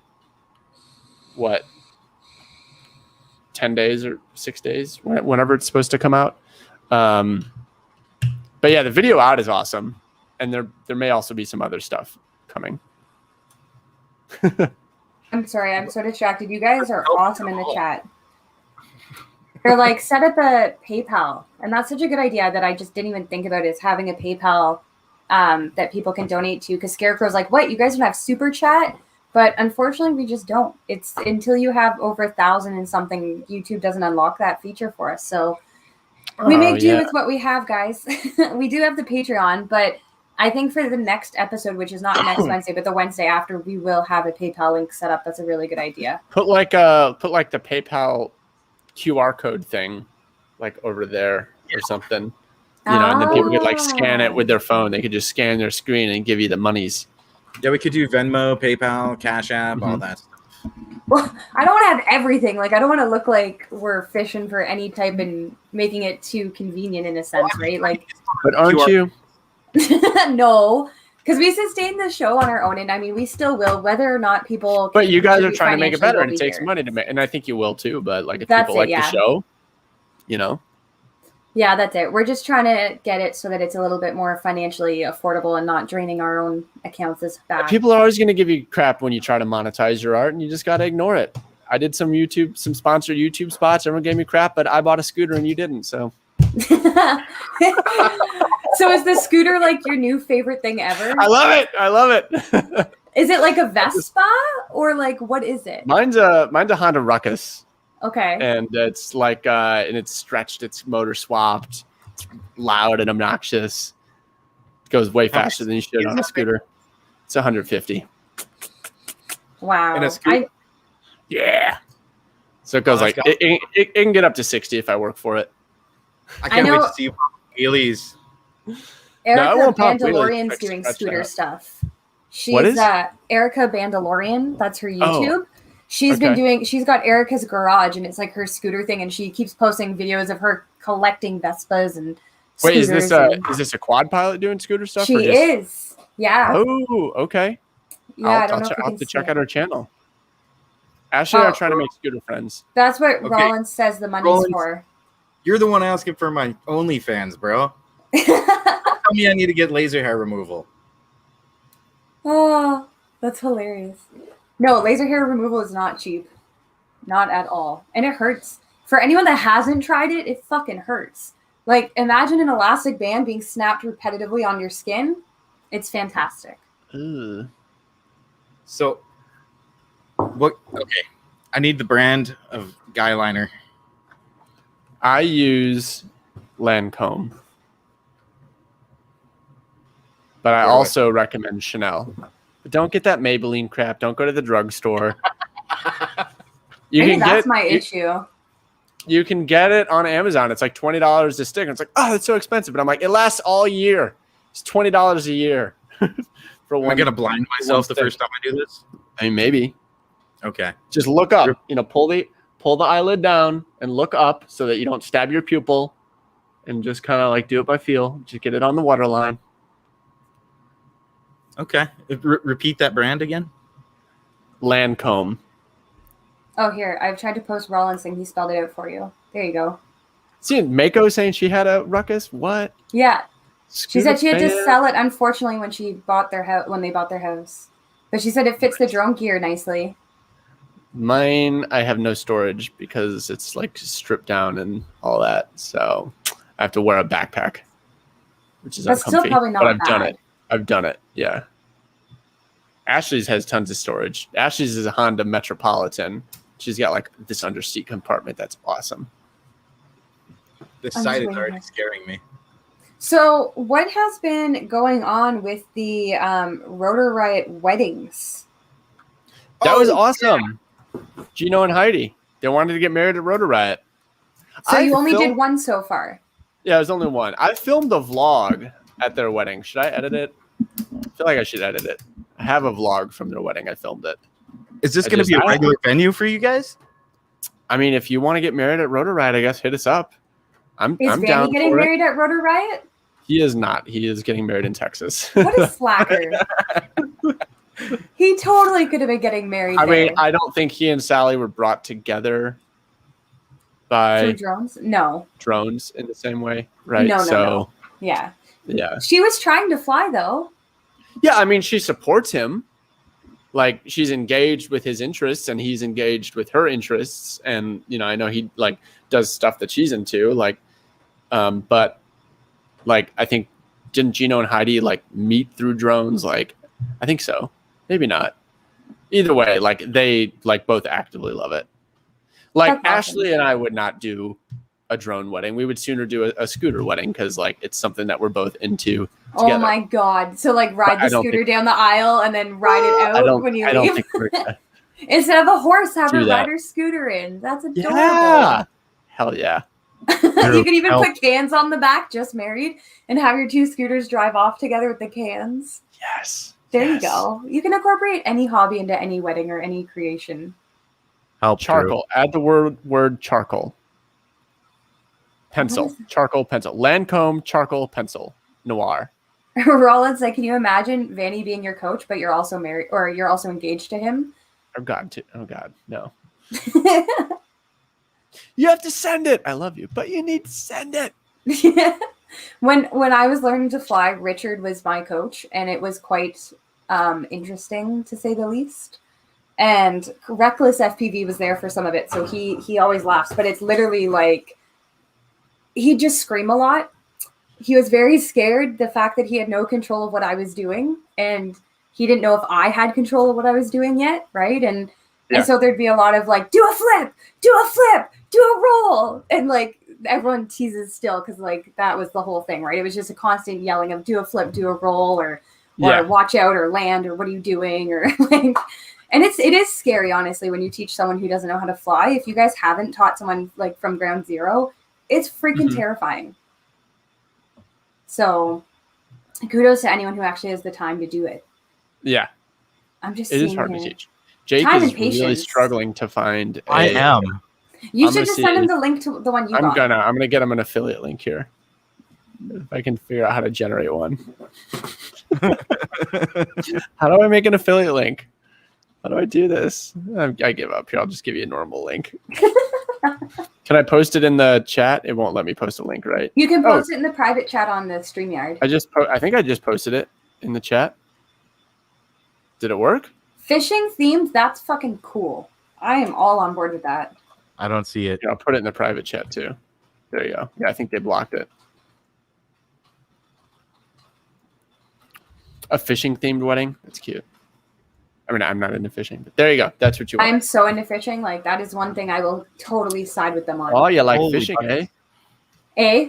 I like to go out in a boat in my boat and go fishing. Right? Just go on How Newfie much on is you. that for you?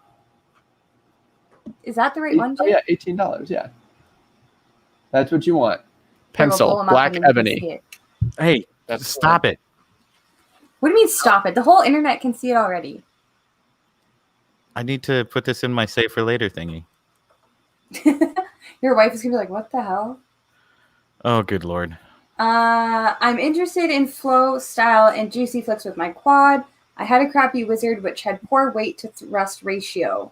I couldn't do quick flicks with it. Which motor size should I buy for my 4S build?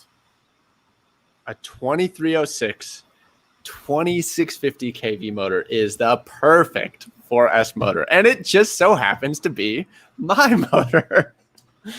I don't know. I feel like all motors are like a lot of the motors have kind of centered around either being a 2306 or a 2207. So that's what you want. I mean,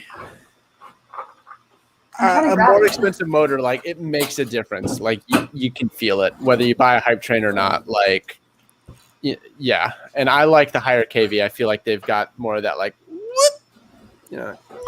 thing to it. It's a technical term. Look at that. Look at that beautiful rose gold motor. Yes. I actually love these motors. That is what I'm using on the. I don't know if it's even focusing on it, but Boom. They work great on 5S too. You can run them on 5S. I've done that. They get a little warm, but I guess it's so freaking cold there. You can probably run it on 5S all day now. It'll be fine. I use that for chasing dirt bikes. Nice. Perfect. Yeah. honestly, those motors, like, I know you work for Rotorite or are Rotorite and whatever, but I'd still find them the best motors I've ever bought. I have acros from when I first started flying, and the bell is literally bent in half.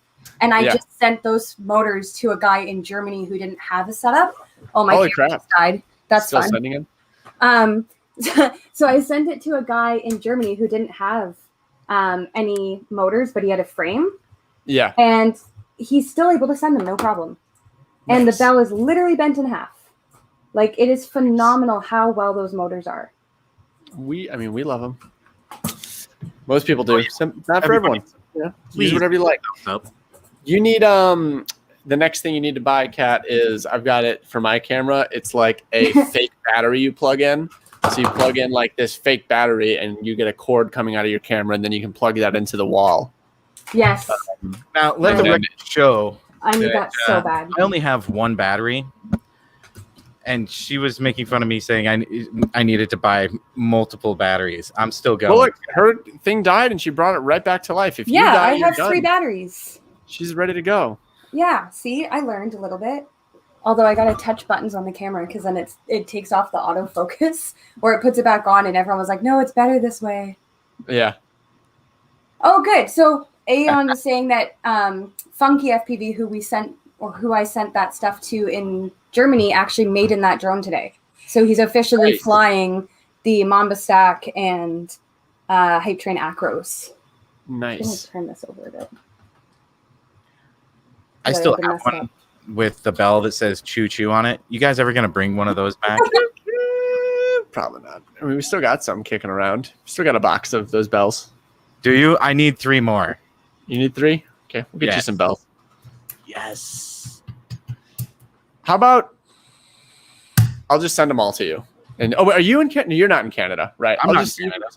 I'll send No, you. only I am.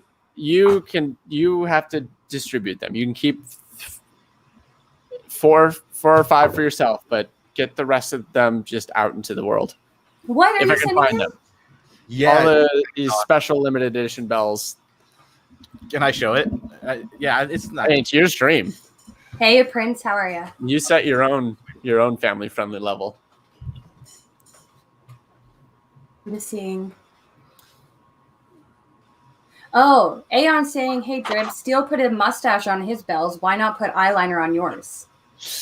My logo was written in eyeliner, so I would say, yeah, your logo's on them. yeah, and it looks like it could have been scrubbed in eyeliner.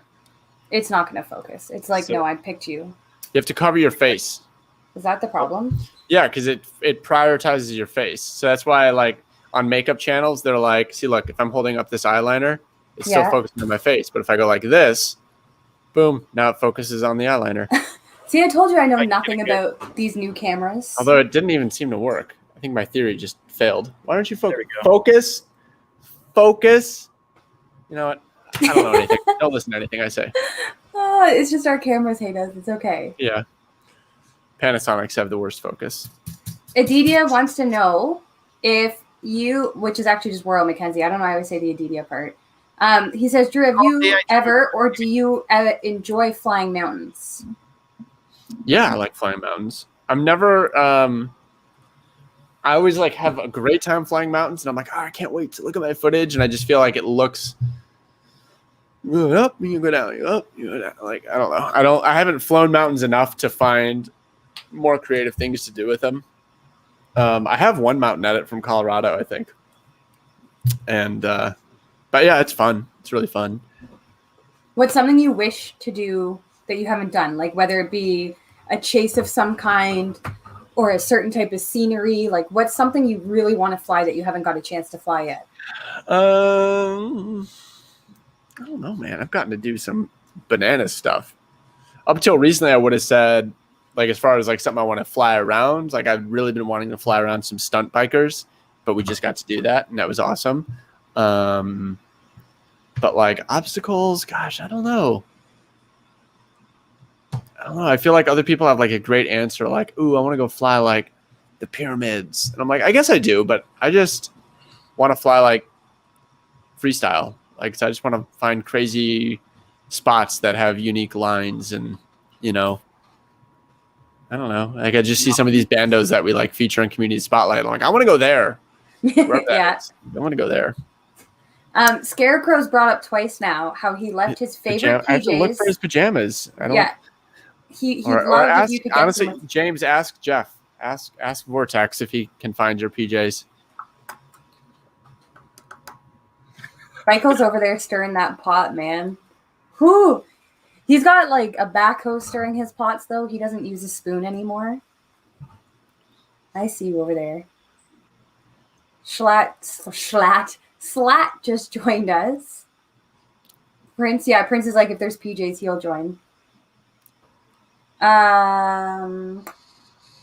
Where's Bubby? Yeah, where is Bubby? Why isn't he in here? He's probably got homework to do. There you go. He's trying to get caught up on work so he can come to Florida in a week. Stacey's the best. So it kind of just came out of the bag, but our channel will be doing the very first interview of Bubby ever live. So we're very excited for Bubby to come on. He's coming on in March. He hasn't done a So- live show yet? Oh, he's a No. youth group. Oh, that's awesome. Good for him. Oh, he's at youth group right now. It's okay. He can always watch this later. Yeah. Actually, But I'm surprised he hasn't been on anyone's show. I'm surprised. Well, I'm my glad daughter- you guys are getting the scoop. You're getting the I'm very Getting the excited. He's coming on in exclusive March. nice. Yeah, what we're doing. Wait, is that when's your next episode? So what we've decided to do, because the weekly interview honestly just burns everyone out, and we've had Right. a lot of requests and suggestions from people that we've been listening to. So we do our live interview. The week after, we're going to release highlights from the interview. So next Yeah. week will be a bunch of clips that we Oh, so you release can from put out this those interview. clickbait titles. Yeah, Drip really thinks of Hypersmooth. exactly. Like, That's oh, I exactly, think yeah. it's gonna- I don't. What does Drib think of Fat Shark or whatever, right? Like, Yeah. all of that. So there will be highlight clips next week, and the week after is another interview. So it's alternate week interviews live, and then videos coming out in between. So So it's every gonna 2 be- weeks, you have Yes. a new live interview. Gotcha.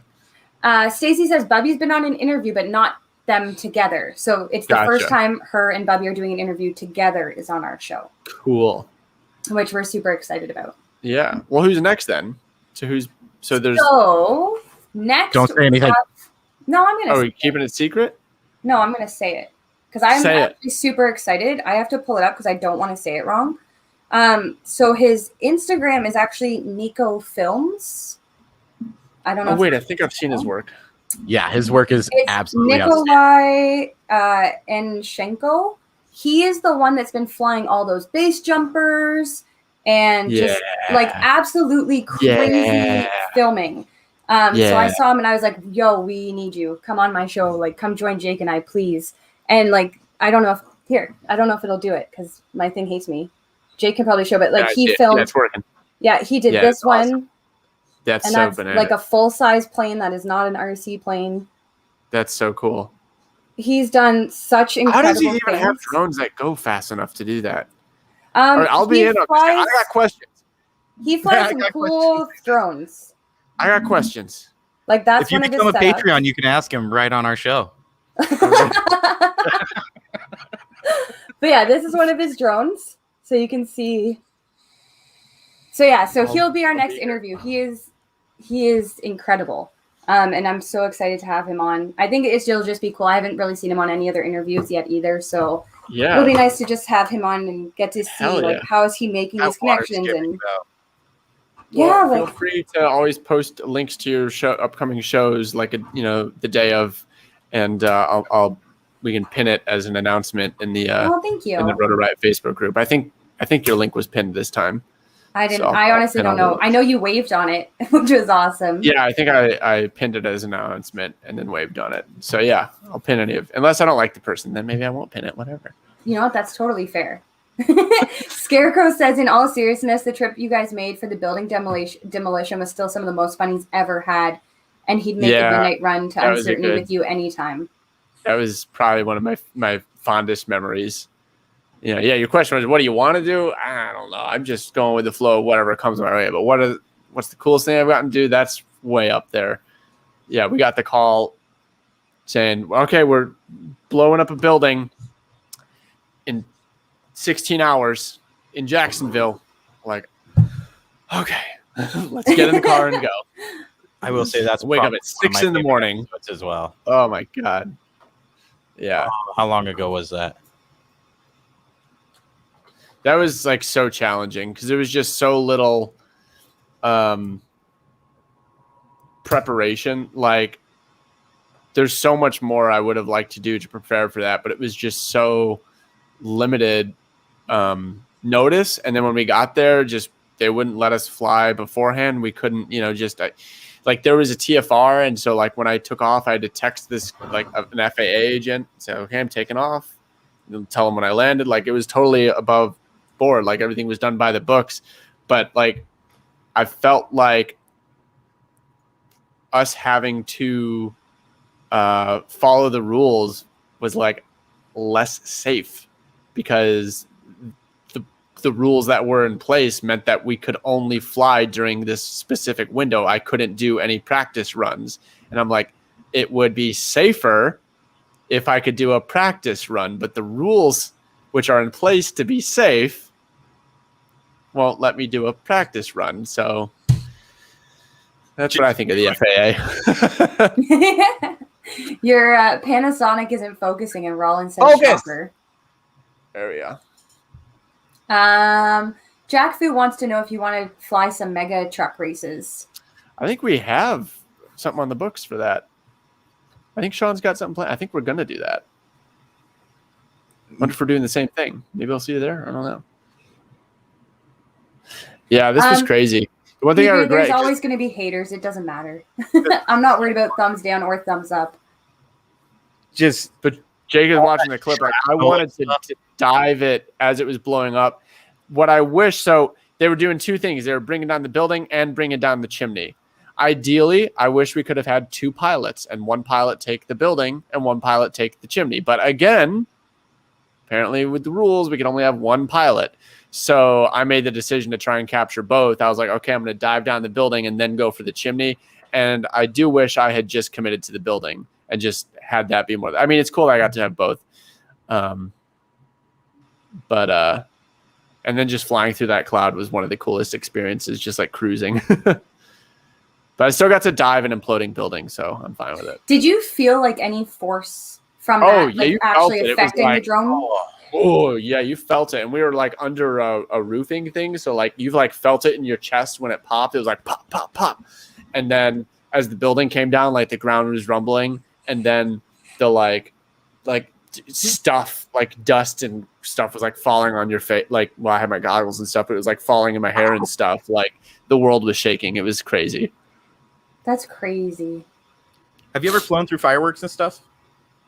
Yeah, we did a Rotorite fireworks episode a couple 4th of Julys ago. It was fun. Big We were just fireworks for like 4th of July. not big ones. No, I mean, they were moderately sized, but yeah, we were just in Chad's backyard shooting off fireworks.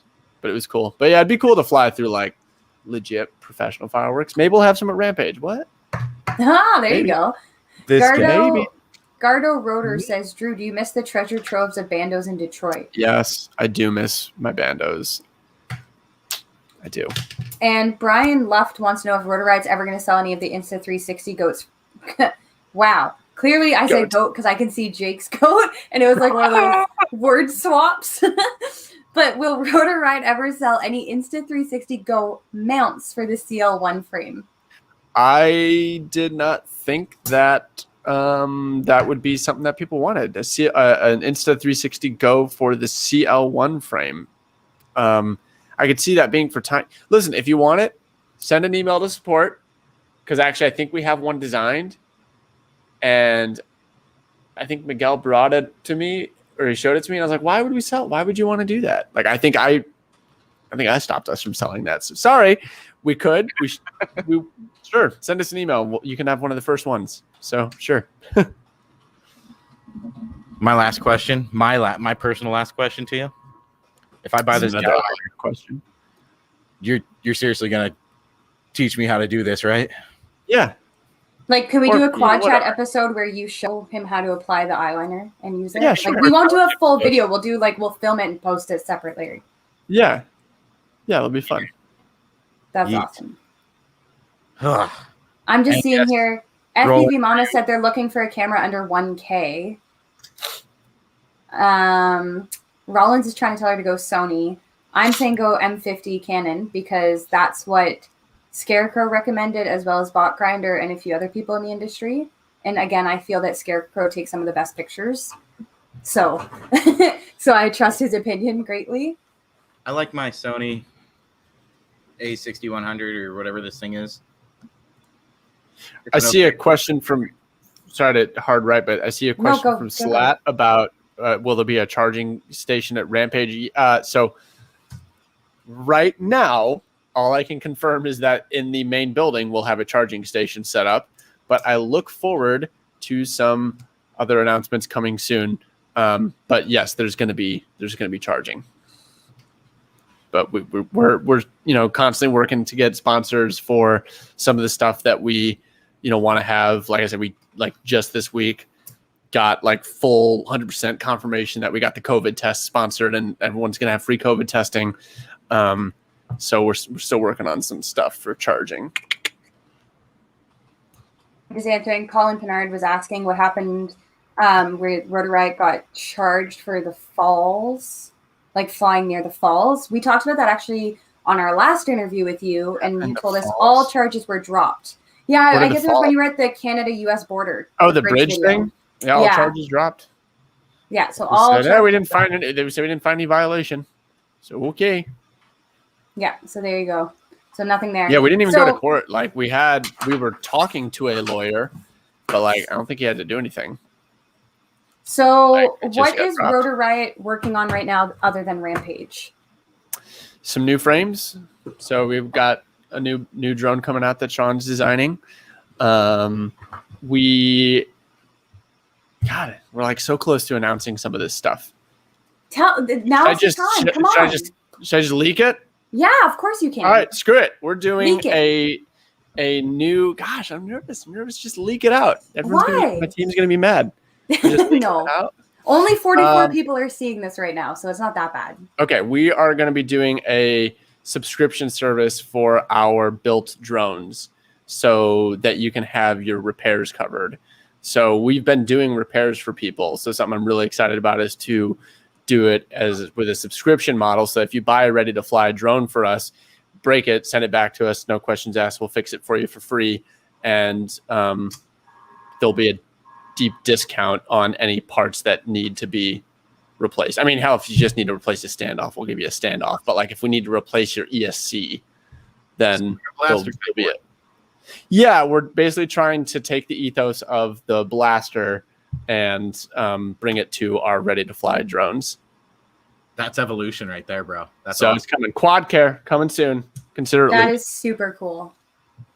I think that's something that will really help a lot of people, especially the ones that just don't have the time to fix drones or learn about fixing drones. Or, I mean, honestly, if it wasn't for Richard, I wouldn't know how to fix half the shit, right? Like I had someone that could at least teach me and show me and make sure I was doing things right. That person that exactly charm to get you through that, but not everyone has that. So we want, like, there is definitely a sect of the hobby that believes you need to learn to build yourself and solder yourself and all that, and that's not us.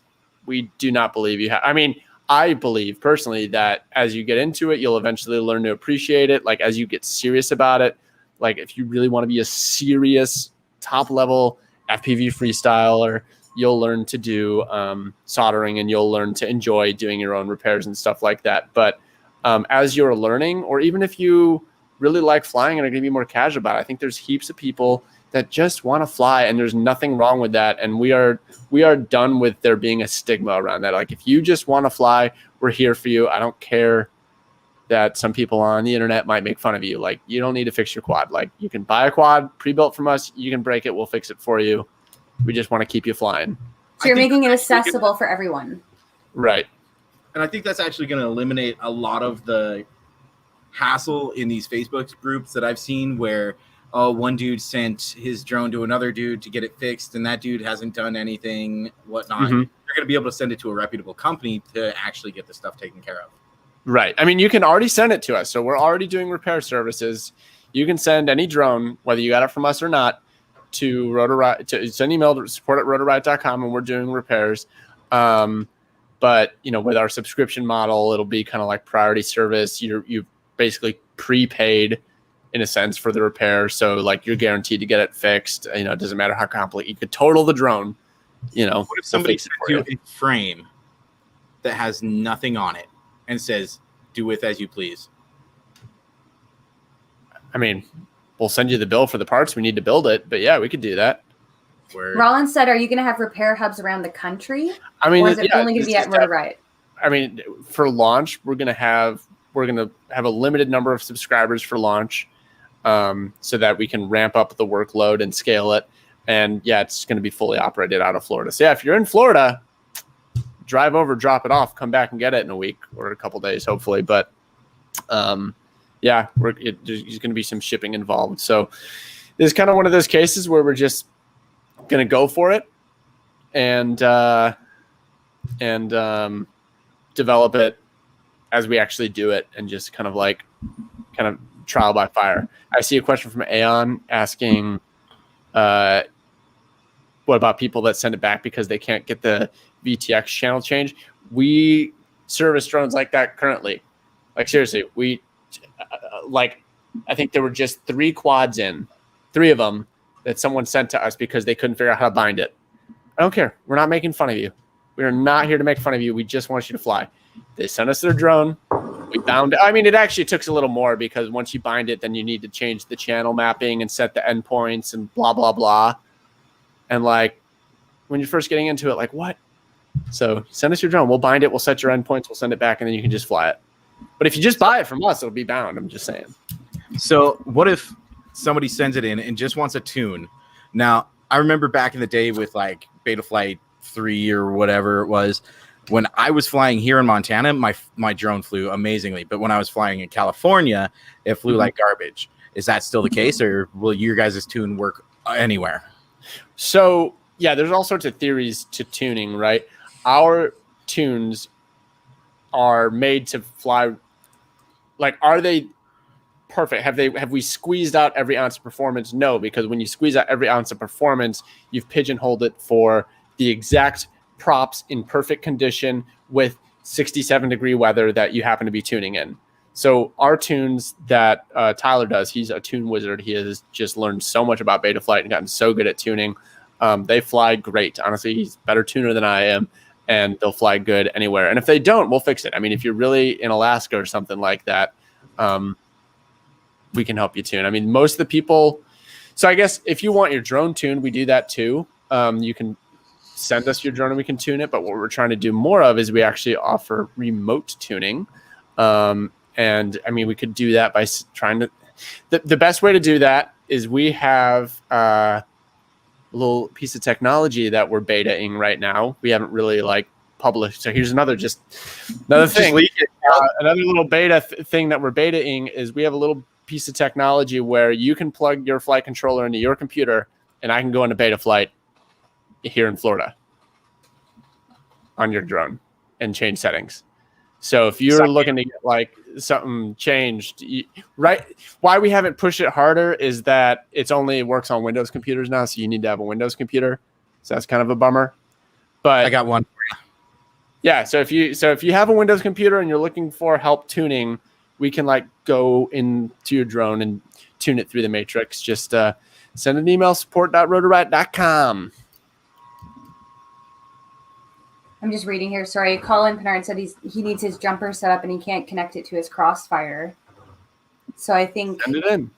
Yeah, send it in, but he's in Canada. Please send an email. We have a thing that you fill out and I think you print it out and put it in the. I don't know the exact process. I'm bad with process and organization, but if you just send us your drone, and we've had that happen. We get boxes, and it's just here's a drone from Steve.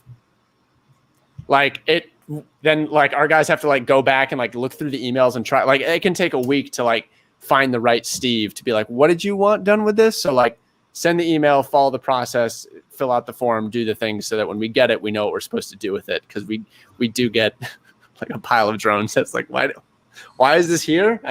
Who's this? Just to look at it. They're here, just sign it and send it back. So yeah. Optimized drone, this is the last question that we're going to ask for the night, guys. He said, Drib, how is flying a drone located across the country via Wi-Fi? That was nuts. I mean, that was almost on the same, I was talking about how doing the demolition was a top experience. I would say that ranks the same. It didn't have the same, I wasn't my heart racing and all my, I'm freaking out and stress, anxiety, doing that. But just experiencing firsthand technology like that, it was just mind blowing. Just what a time to be alive that I'm flying a drone across the country, let alone that when they were oh yeah, the signal, our servers in, Italy, so you're actually sending your signal all the way to Italy and pinging it off Italy and going to Detroit. I'm what? Yeah, that was nuts. So, looking forward to we've still been talking to them. Maybe doing some more with them. Hopefully, helping them test some lower latency solutions they're working on. If we get the latency down and do a remote drone race, come on, that'd be awesome. Okay, I'm gonna let one more question through. Because it's a Rampage question. Are there going to be vendors or parts available at Rampage? Yeah, the Rotor Riot store will be there, and there are going to be vendors there. I mean, sponsors, right? So if they sponsored a vendor tent, they'll be there. So if there's a vendor you want, you want to see GemFan there, tell a GemFan, hey, come on, sponsor Rampage. When are you releasing the sponsorship for that so that we can start pushing that for you or recommending companies sponsor you? I mean, it's open right now. It's just kind of, I don't know. Let's see what Stacy has to say. I think right now, what's the process? Just if you want to sponsor Rampage, just send an email to Stacy@rotorriot.com or rampage@rotorriot.com. I don't remember which one she prefers. Maybe we should add a link. That's a good idea. Maybe we'll add a link to the Rampage website. It says interesting sponsoring. Click here. Yeah, do that. And then we also, I think we put a Rampage link in our description. Email, but what were we saying? No, that's okay. I was just going to say, I think that we put a link in the description also for you guys. So that we have Rampage linked in the description to this video. So you guys can go check out their Rampage page directly through the description in the current video you are watching. Or you can probably get to it from Rotor Riot's page also. And then FPV Mama put her email there. It's Stacy@rotorriot.com. So any sponsors or vendors go there. Yeah, and we've got a few already committed, and there's a few others. Like I'm saying, I'm like, oh, I want to tell you about this thing, but we're waiting for that final commitment. So, yeah, we've got a few already committed, and once we get a few more, we'll probably we'll be putting out an announcement of like what sponsors we have so far, and what they're bringing to the table. I mean, what we're looking for sponsors is event enhancement. I mean, we need the money too to afford it. I mean, money's great, we'll take it, but we're most excited about the sponsors that are coming in and putting on an event or providing a feature like charging stations, making it a better event. Oh, Rollins, that's a cool idea. Interview booth. If you had like a video interview booth where you had someone set up recording and each pilot could come and give like a little testament to their time at Rampage, and then you could make like an epic edit, that would be so cool. Done. We'll do it. There you go. Committed. Perfect. Well, thank you guys so much for tuning in, and thank you, Drew, for giving us a lot of your time tonight and hanging out with us again. We always love having you, and we love hearing about your Rampage adventures, and I think it's going to be amazing, and I'm really sad that I don't get to go this year. So I'm really hoping you do it next year. Well, I think we will. Well, we just got to make sure Stacy loves it, and then she can help do another one. Stacy has been amazing. Rampage it wouldn't happen without her. Like she's in charge. She's doing it. I'm helping her. She's not helping us. I'm helping her. It's her event. She's killing it. That's awesome.